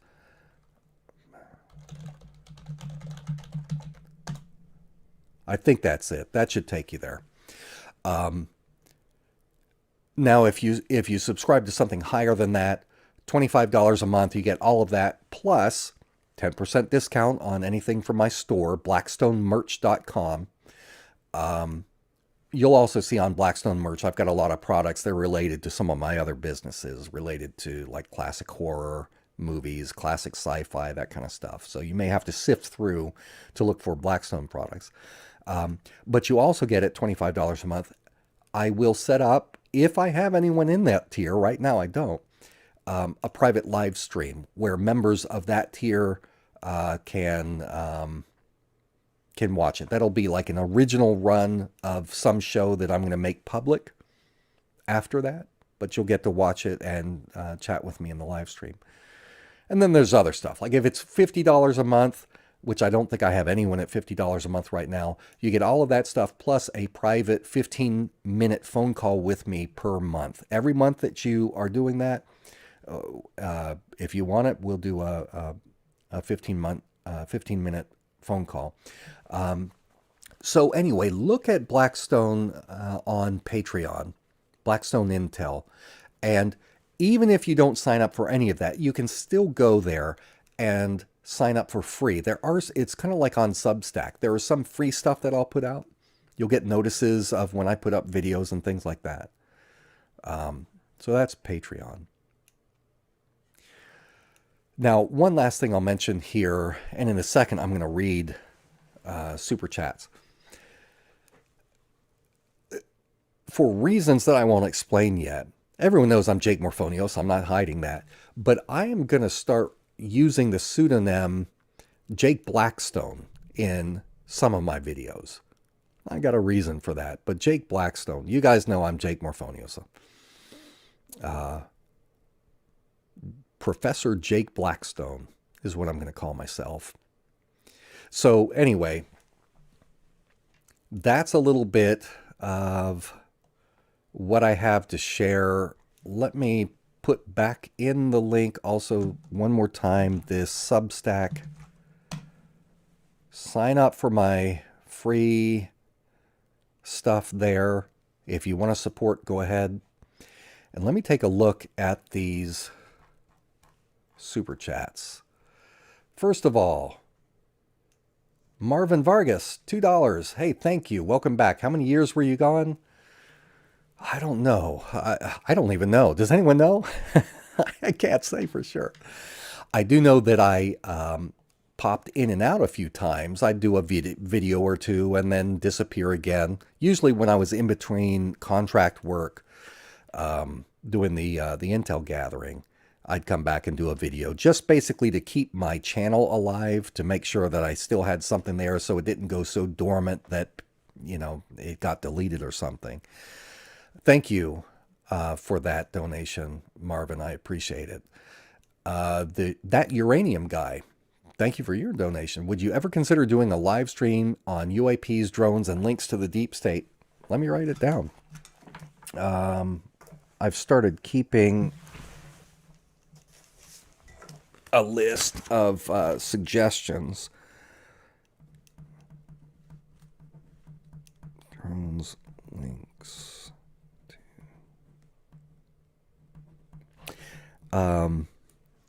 That uranium guy. I'll keep it in mind. That's I'll put that on my list. Thank you for your donation, man. I really appreciate it. Next, Le Troll. Good to see you back, mate, and good to see you. Thank you. Love my trolls. Pal 1216. Hey, great donation. Thank you. Jake, my Kung Fu brother. Still have the paracord bracelets your family made from those raffle nights back in 2020. Hope you've been well. Hey, man, that's awesome. I forgot about those paracord bracelets. Yeah, my daughter used to make those. And I'd take them around with me when I'd go and talk at conventions. I'd set up a table and sell shirts and whatever I had, and that was among it. I'll tell her that you still have it. That's cool. Sharon Gregory. Hey, Sharon, that's a nice donation. Thank you so much. Welcome back, Jake. We've missed you, and I appreciate it. You know what? I see here I can click the heart button on these. Let me do that as I go along. All right. Sharon, thank you. I really appreciate it. And you've also been helping out there with your wrench as a moderator. Thank you so much. Andrew Newton. Thank you, Andrew. Yes, the guy who doesn't accept liars on the left or right, as opposed to pretending to be unbiased as a weapon to inject biased ideas. Best of luck. Thank you. Hey, listen, there's one thing that I do really well. I piss everybody off. That's my speciality. I'm just good at it. What can I say? It's tough too, because here's the thing. When you do it like I do it, when you don't jump in one camp or the other, you ostracize yourself. There are people like you guys who enjoy this kind of thing. You're free thinkers. You think for yourselves. You're not beholden to these parties. But there's not a big segment of society, at least American society, not a lot of you out there. And so that reduces my audience considerably. Because if I say something about Trump, man, does it piss them off. If I say something about Biden or the Democrats, I don't get a whole lot of Democrats watching me to begin with. But for those that I do, pisses them off. You know, we're a small group of people. We're a small group. It would be so many times over the years, going back to 2016, I watched as my peers who started around when I did, or started after me on YouTube, who believed the same things that I did, they sold out so that they could make money. And man, did they make I saw their channels go from, I had hit 250,000 people on YouTube, subscribers, before YouTube smashed me. And ever since then, it's gone downhill. It's auto delete. I lose people every single month. I haven't had probably since 2017, I don't think I have had a net monthly increase of subscribers. No matter how popular my stuff is, because that's how they've got me set up. But I watched people make incredible money by taking advantage of the Trump community. You know, and I don't think bad things in general of the Trump community, not by itself. You know, people want something good for America. They want a lot of the same stuff I do. I just don't buy into the cult of personality that they do. And I'm willing to, when Trump does something good, I will say so. When he does something bad, I will say so. I don't believe in being a gatekeeper for a frickin' celebrity turned politician. I don't get it. I don't understand this beta cuck mentality of American men. But it lets them fit in. You have a community. You have an echo chamber. And Sharon says it's a uniparty. I can't do that. You know, I've given you guys in this show kind of my background, how I came to be the way that I am, the things that I was exposed to as a kid, not just in my family life, but in my reading. And once you develop this mentality, you just can't go back the other way. Or at least I can't. But the result was I got to maintain my integrity, but I lost out big on the money. I am not joking. There's one guy I know, YouTuber, had the same kind of libertarian leaning ideas that I did, privately thought Trump was the biggest dummy in the world. Started promoting Trump, saying things he didn't believe in. He got so many donations. I won't say too much because you'll figure out who it is. He's a millionaire now. Took massive amounts of money that he was earning from YouTube and invested in crypto at the right time. He's a freaking millionaire. And I remember when he used to do his videos sitting on a twin-size bed against the wall in this tiny little apartment bedroom. And here I am. I'm like, man, freaking Jake, why can't you do that? I can't. It's not me. I cannot make money saying things that I don't believe, unless it's clearly a farce. You know, if I were to create a character and really played it up, and it was clear that that it was acting, I could do that. I've worked as an actor in the past. In my after high school, I did some work in acting, outdoor drama. One of them was Horn in the West, up in Boone, North Carolina. I was the Cherokee fire dancer and also played different roles. I did community theater. I did a show for a few years at Tweetsie Railroad and elsewhere. Thousands of people saw my Dr. Frankenstein show. Mad scientist creating a dream girl to bring back to life that I assembled from the parts of dead supermodels. And it was fun. Get to sit in the makeup chair. They, do all the professional makeup, and they, do my hair, and I had the costume, and it was great. I really enjoy performing. So I could do that and pretend to be, a Trumper. But other than that, I can't do it. Alas. But that doesn't stop me from acknowledging when Trump does something good. And I certainly agree with a lot of what he says. My problem is not so much what he says he believes. It's that he doesn't actually believe the things that he says. That's why he gets in there and completely betrays his base. Build the wall? Pfft. I mean, that's all they talked about. He didn't build the wall. When he left office, 5 miles of new border wall had been completed.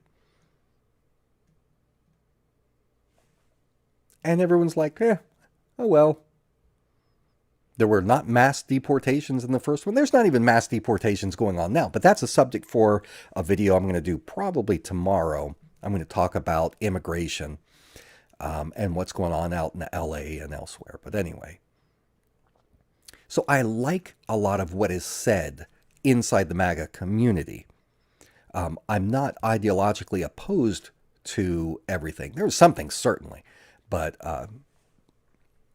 there's a lot that I agree with that is paleo-conservatism, not neocon, not this, a lot of this radical MAGA stuff. Shut up. I want nothing to do with it. But I'm talking about when someone else writes something, gives it to Trump, says, hey, this is what these people believe.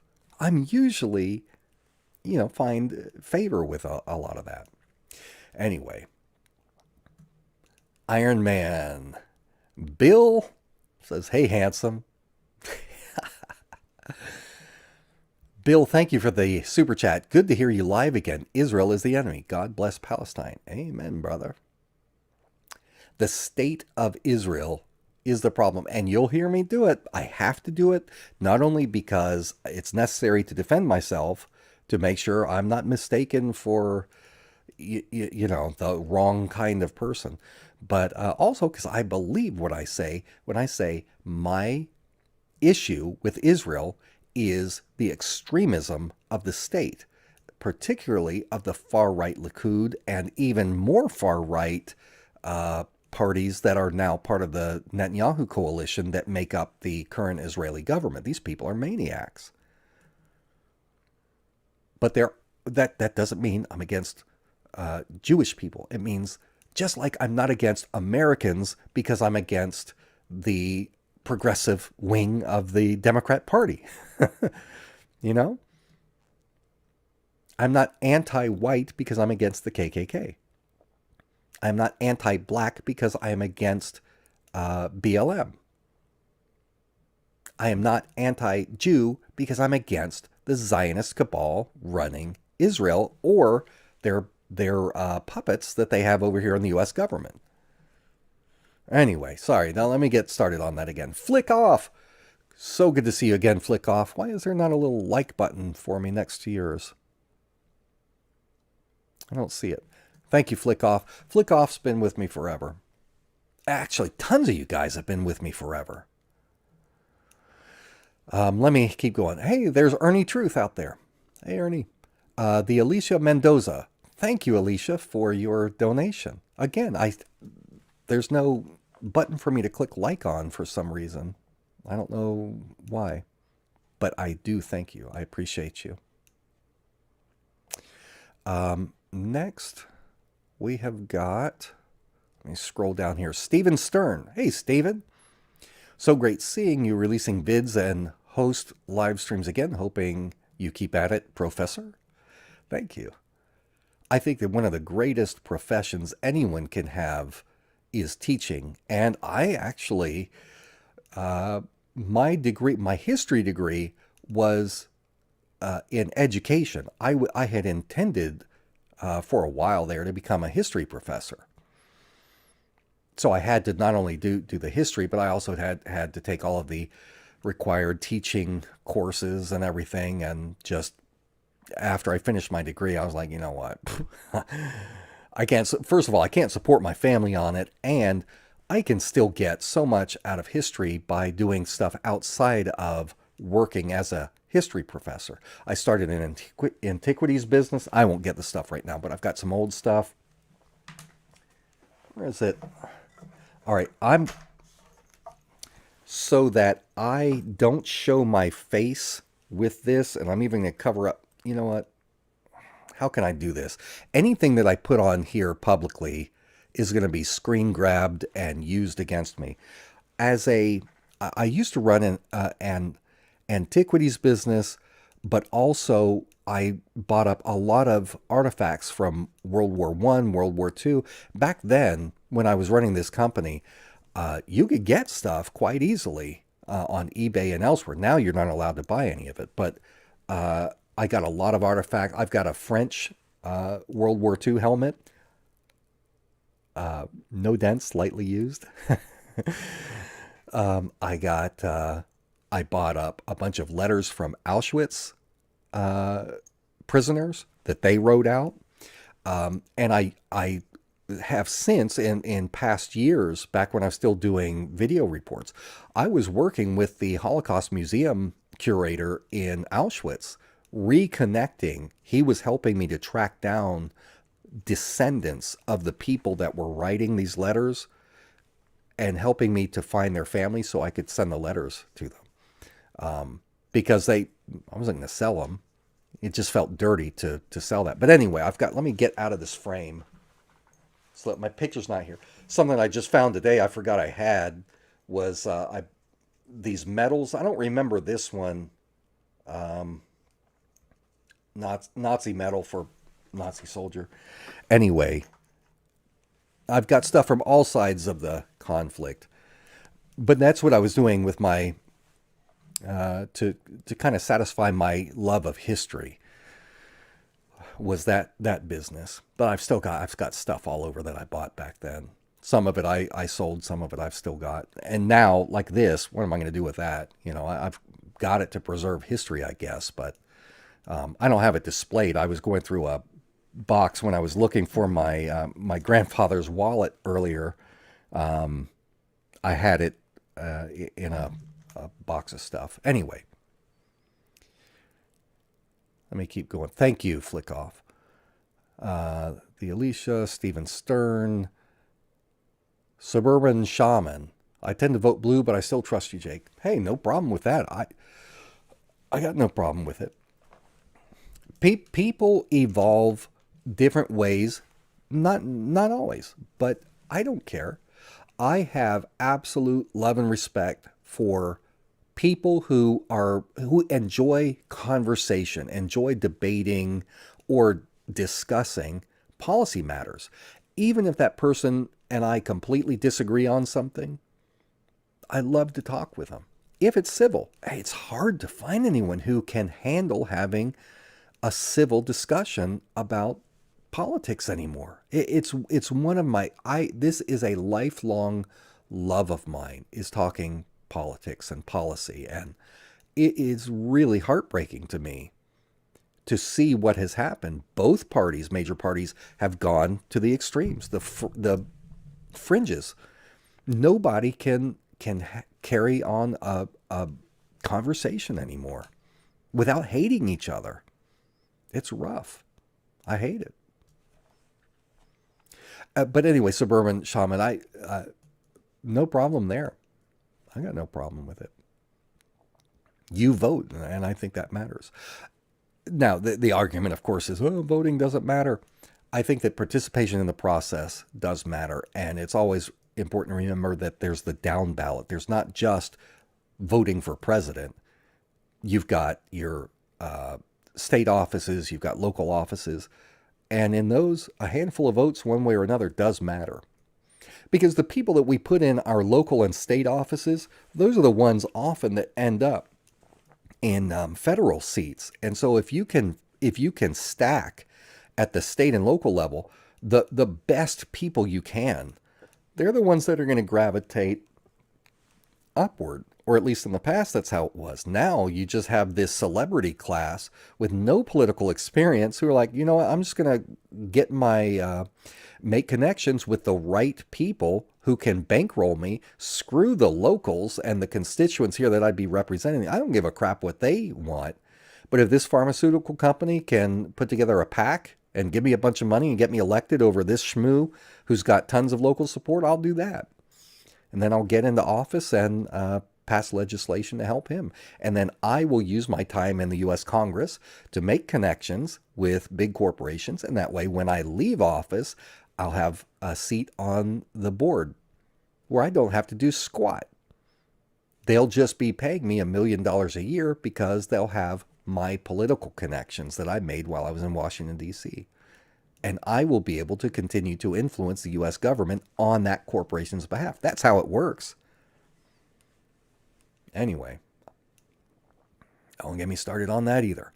Oh, Ernie Truth. Hey, so happy to see you back, Jake, and all these wonderful folks that listen to you. World has gone even more crazy. Man, hasn't it? It's crazy out there. Oh, and what's going on in America today is crazy. I don't care if you're left or right. Doesn't matter. It's crazy. We'll be talking about it as time goes on. Let's see here. And I'm sorry, right now I'm skipping past a whole lot of the comments. I'm going to be reading all of these comments after the live stream's over tonight or maybe tomorrow because it's almost 1 a.m. here. So anything you've written, trust me, I'll see it. All right. Is there anyone, let me know in the chat, is there anyone who made a donation that I have missed? Because what I'm going to do is I am going to note everyone's names here, and I'm going to put everything in a hat, and then, well, maybe not a hat, I'll put it in something, and then I'm going to draw a name at random, and I'll send you a personalized letter. You know what? Let me put my glasses on here. I can't read without. I'm getting older.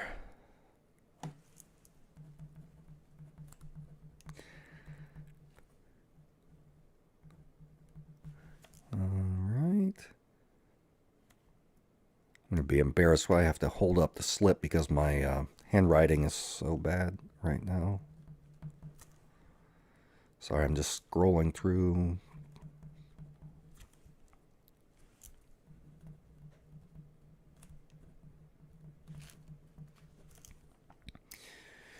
I'm almost done. Andrew Newton.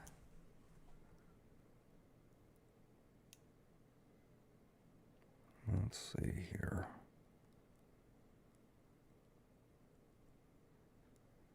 I'm almost done. Flick off. Sorry, I should have had a better way of doing this. I didn't. I actually got more donations than I was expecting. Remember, podcast. Go to Spotify or wherever you listen to podcasts. Look up the Blackstone Intel report, and follow me there. And you know what? Since this isn't on the podcast thing, if you are not doing anything and you're not even going to be listening, go put it on. Go put it. I want to get it boosted up in the rankings some, so I can reach more people. So, if you're downloading my podcast, listening to them, that helps me out. And speaking of which, if you have not yet hit the like button, go ahead and do that.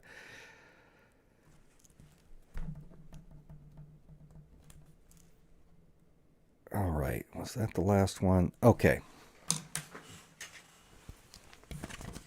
I've got everybody's name here.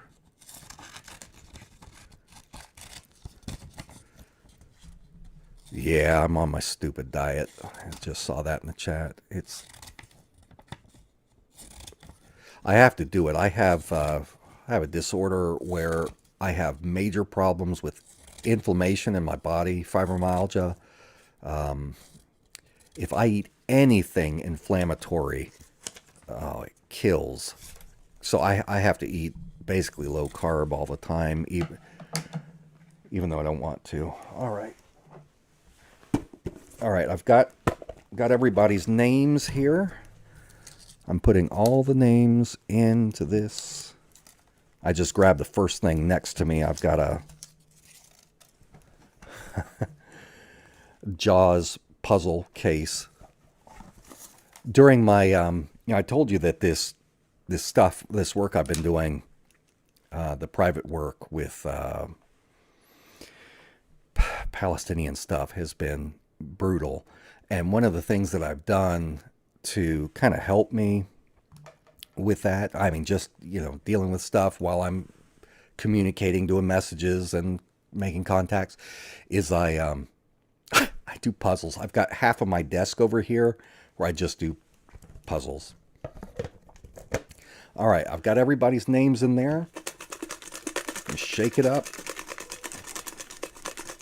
All right. I'm not going to look. I'm just going to reach in here, grab the first one to come out. Steven Stern. Oh man, A-Wire Link. You came in a second after I did it. But you know what, A-Wire Link? If you want, I mean, that's such a generous donation. A-Wire Link, if you want a letter, Jake at blackstoneintel.com. You can just send me your address and I'll send you one, brother. Thank you. All right. So Stephen, are you still out there? If so, Stephen Stern, let me know. Hey, love you too, brother. And Stephen, I'm going to give you a second, see if you're still here. You know what? Stephen, if you're there, let me know. There you go. Woohoo. So, Stephen, do this. If you will send me an email, jake at blackstoneintel.com when you have time. Send me an address if you want me to send you a letter, and I'll send you something, okay? The rest of you, I appreciate you. Thank you for your donations, guys. Going forward, what would, and a wire link, same things, you can send it there. And you know what? Screw it. Anybody that made a donation in this live stream, if you want me to send you a postcard, if I haven't sent you one in the past and you want a postcard, email me. Just tell me make sure you tell me your name from your handle, and then what address you'd like me to send you a postcard. All you guys deserve something. I'm a sucker. I love you guys. So anyway, going forward, what do you guys want me to talk about? What topics do you want me to cover in Blackstone reports? Again, my goal is this is what I'm working toward. It may take me a couple weeks to get in the groove, but what I'm trying to do is one live stream a week like this, hopefully earlier. Sorry, I apologize. This is so late.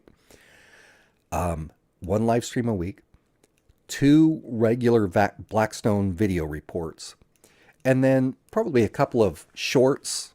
YouTube is really pushing that right now. So I'll probably try, I guess they're called shorts on YouTube. I'll try and do a couple of shorts each week. That's my goal. Again, everything that I put out, if it's something like this, I'm not going to give you a transcript of this. But for any of my actual reports on subjects, I will upload the transcript to Patreon if you are subscribed at $1 or more. I will also upload the transcript to Substack for people that are paying members on Substack. And then also on Substack, I think it's $5 a month there. I also am going to be doing every week a Blackstone report unrelated to my videos. So there will be that. And then at Patreon, I've got the different tiers. I've got a major lag going on here. I'm not seeing too many comments coming through. I'm going to shut this chat box down and reopen it. But let me know there.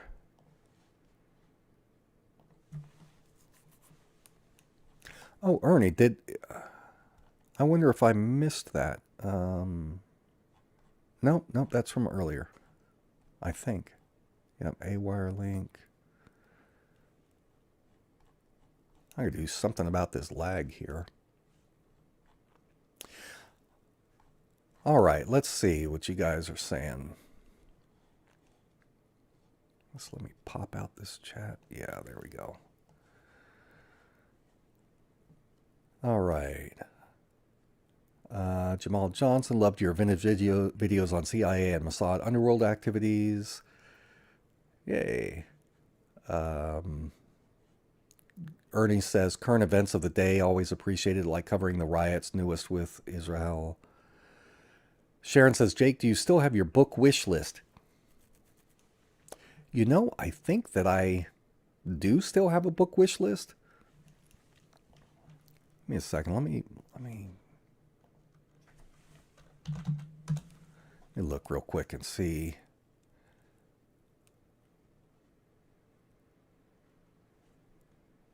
Where are my lists?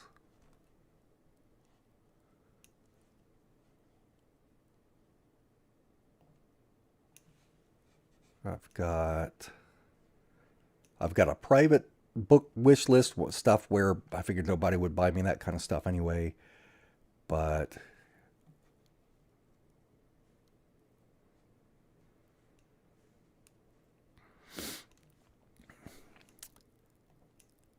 yeah, actually I do. Give me a second here. Let me grab this link. There's not a whole lot on it.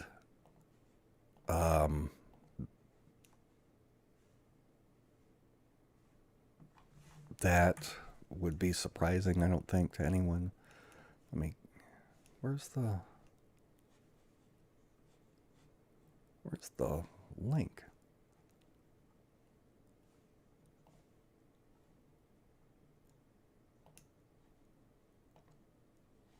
All right, I think this is it.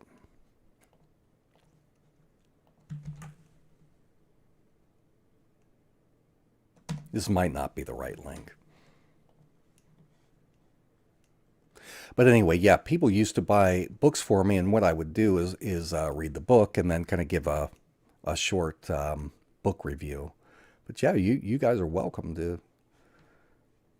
I'm a book addict. History, economy, entertainment, sci-fi, or science and technology. The West restarting the colonial era using Israel. That's a good one.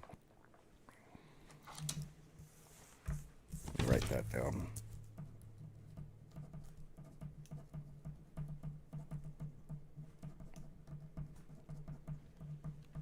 All right.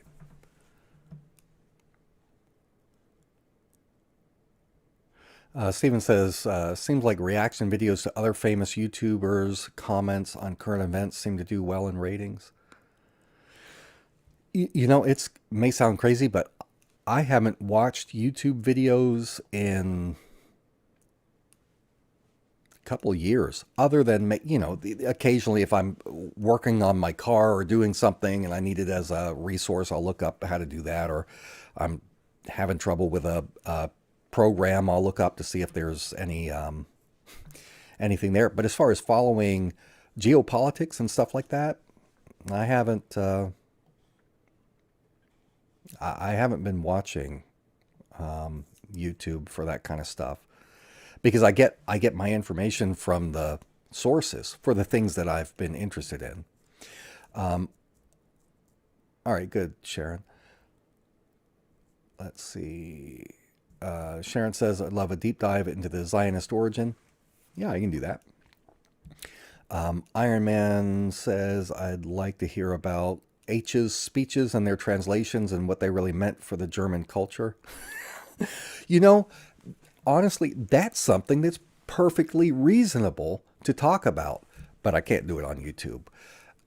You guys, again, if you are on Rumble, look up Blackstone Intel, one word, or run together, and look me up there, because there's less censorship there from what I understand. But I can't talk about, as much as I love talking about World War II, I've got shelves of books on World War II. But you can't talk about World War II without talking about the Germans, the Nazis, and there is no ability to have a nuanced, fair-minded discussion.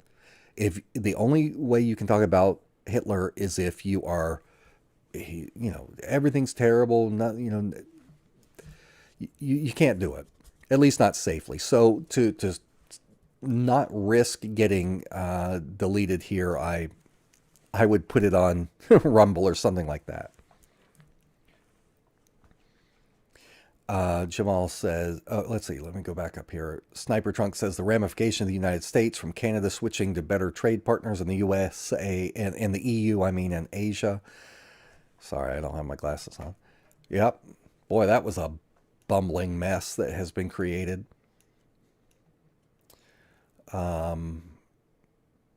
Jamal says, pick up where Sibel Edmonds left off, talk about Turkey's real endgame in Syria and its drug-dealing jihadist leader.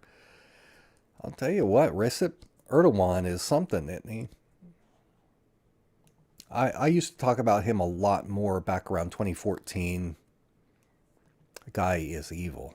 That guy is evil. I would like you to address why Germany has been so complicit to Israel and beating up their students is horrifying. From Yafa Flores. It's really weird what goes on in Germany. The kind of collective guilt that their society is forced to pretend to have, the censorship, the intellectual oppression of the people. Look, you can. It's kind of like here in the United States. I'm from the South. I'm a proud Southerner. A lot of my ancestors were in the War of Northern Aggression, and it's something I love. It's a topic I love. I've got, well, I can't reach it from here, but the politically correct guide to the Civil War. I can talk about I used to be able to talk about my pride in the South, but now you can't do that without being demonized and called a racist and everything else. But that's nothing compared to what it's like to be in Germany, to talk about what your grandparents did, and their time period. It's crazy. Yeah, I have to call him the mustache man. That's a good one. I need to remember that. Sharon says, Jake, just do your live stream on YouTube and let everyone know to follow you over on Rumble. Yeah, I'll have to do that. Are you going to post on Blue Sky? I'm over on Blue Sky. I think right now, I think I've got like 400 followers on Blue Sky. Maybe not even that many. Probably not even that many, because I've only posted a couple times. But yes, I'm on there right now. It's under my last name, Morphonios, Morphonios. I will probably, though, create a Blackstone Intel account over there. But for now, that's where I'm at. I'm still on. I'm still on. So I had at one point 27,000 followers on Twitter. They put me under heavy shadow banning, suppression. I was getting, and I've shown screenshots from my analytics, I was getting millions of views a month on Twitter. But after I posted serial numbers from missiles that were used over in Ukraine, the West was saying, oh, these are Russian missiles. And I showed that, no, actually, these are Ukrainian missiles, using public databases with the serial numbers from wreckage that was publicly available. Twitter was told to silence me. And overnight, boom, that was it. Ever since then, I have not been able to get, I still have around 22,000 followers on Twitter. I'll do a post, a tweet, or whatever it's called, and get like 2 likes because nobody sees it. Elon Musk took over, and I have appealed to him and to the X team over and over and over. They just don't even respond. So anyway, screw Twitter. Oh, you're talking about the drug dealing jihadist leader in Syria. Yeah. Talking about al-Jilani, the Zionist Zionist terrorist who was trying to overthrow the country, slaughtering people. That's now recognized by the United States as their leader.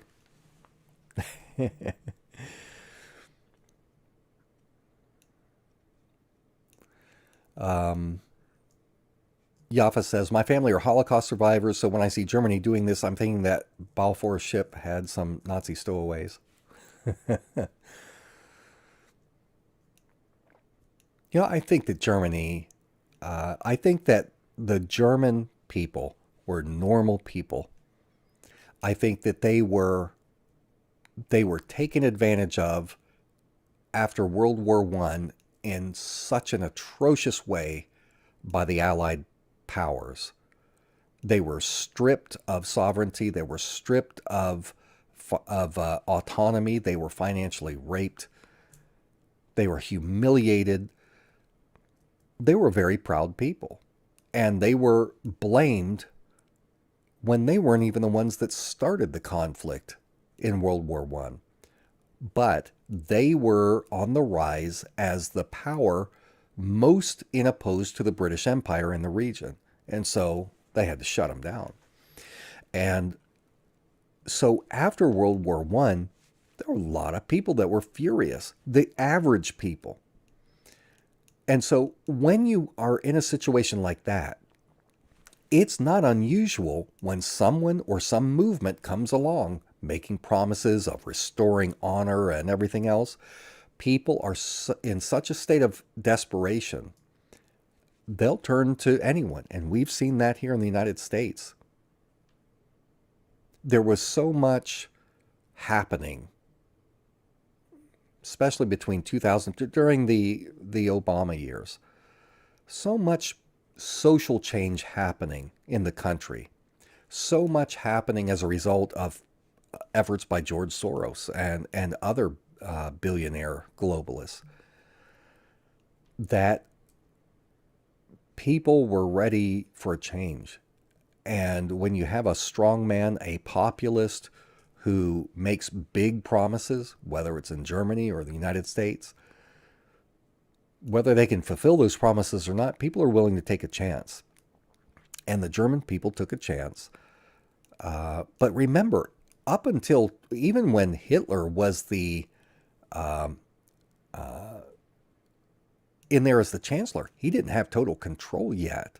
The Nazis didn't. It was only after the Reichstag was set on fire, probably by the Nazis themselves rather than the communists, that he created an enemy, blamed it on international Jewry, and at that time it was well known. I mean, in the United States, you had people like Ford and others concerned about the spreading threat of the Bolsheviks, how they were toppling one country after another, enslaving the people in an awful system. Germany was concerned about this. They felt humiliated. And so they turned to someone who made a lot of promises. But even in the elections, the Nazis only had 33% of the seats. And in election after election, their number of seats in the Reichstag was declining.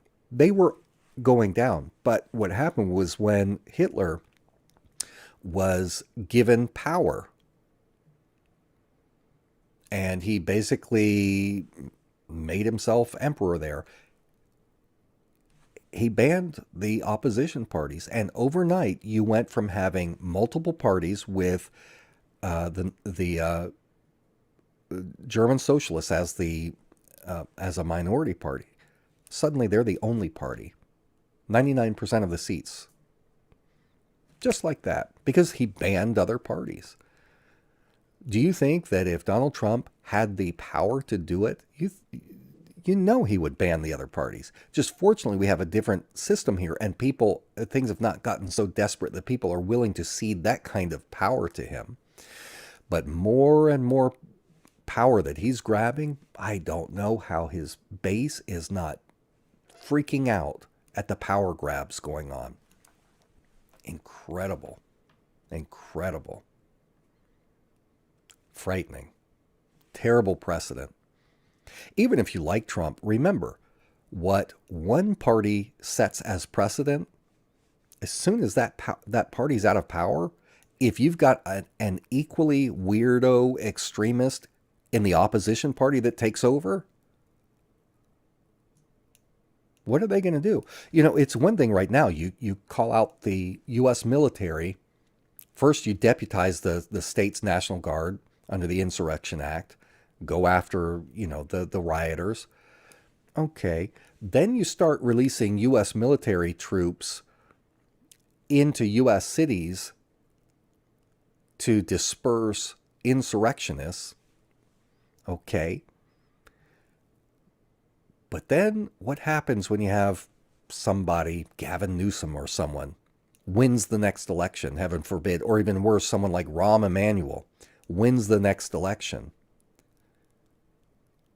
These MAGA people, when they go protesting at the U.S. Capitol or wherever like they did on January 6th, what if the new president from the other party does the same thing and says, your guy called out the military to dispense rioters, and since you guys have a history of violence here at the Capitol, we're going to send the U.S. military out after you. That's why I am very gravely concerned about what's the trend that we're seeing with the use of federal power going after people. Very concerning. Let's see. The Levant affair, anything concerning cults and their overlaps with intel military, maybe Fort Bragg and their PSYOP division. Fort Bragg's not too far from me, a couple hours away. Michael Aquino, good topic. Thanks, I'm glad to be back. USS Liberty, Palantir. Yeah, I'm going to do something on Palantir pretty soon. If not this week, then maybe next week.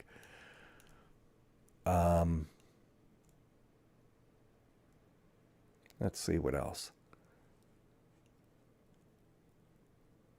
Sorry again, I'm not following all. I can't see everything here. Communism, capitalism, two sides of the same coin, Bohemian Grove, Republican joint. Oh yeah, of course they all have the same boss. Yeah, I don't believe for a second that that there's a dime's worth of difference between the Democrats and the Republicans. A lot of it is showmanship. You have to have, like, okay, this side is pro-abortion, this side's anti-abortion. You really just have culture wars on domestic issues between the two parties. But the Democrats, look at them. What are they doing to oppose the Republican agenda? This is a very extreme Republican agenda. The Democrats are biding their time. They're not doing anything. There's no meaningful opposition because they're not in charge. In many respects, on quite a few things, Israel, or at least Israel's funders, Israel's backers, are in charge. Everybody knows that a good number of our politicians are owned by the Israeli lobby, the Israel lobby. Yeah, Alejandro, the right reacts to the left, resulting in a synthesis. It's back and forth. Well, anyway, guys, I am going to go ahead, since it's after 1 o'clock, I'm going to go ahead and close this up. And I don't know whether or not I'll leave this up as a public video. I may take it and tomorrow chop it up or something. I don't know. I have to be careful. The live streams, I'm a lot more open talking about stuff than I would in a video that I prepare. And it's this kind of stuff that gets me dinged by YouTube, so I got to be careful with that. Which is so stupid. I miss the days when I could talk about something openly, honestly, and just let it go out there. Now, not the same. Hate this censorship. Anyway, thank you guys. I really enjoyed talking with you. And for those that, if you wrote something to me and I didn't acknowledge it in this stream, trust me, I'll go through and read these comments in the chat. And also, in case anyone asks, if you make a comment on the video, just down in the comment section on any of my videos and you don't see it, I'm not deleting your comments. I do have, you have the option to enable a filter on YouTube's system that holds back potentially sensitive comments that contain graphic profanity or things that it interprets as spam. A lot of people post links to spam sites and stuff like that. So I don't like for there to be any legitimate comments held back, even if I don't agree with it. I don't have a problem with that. If you say something and I totally disagree with it, I think it should still be out there. But even supporters saying supportive things report to me that, hey, I've made a comment and I don't see it.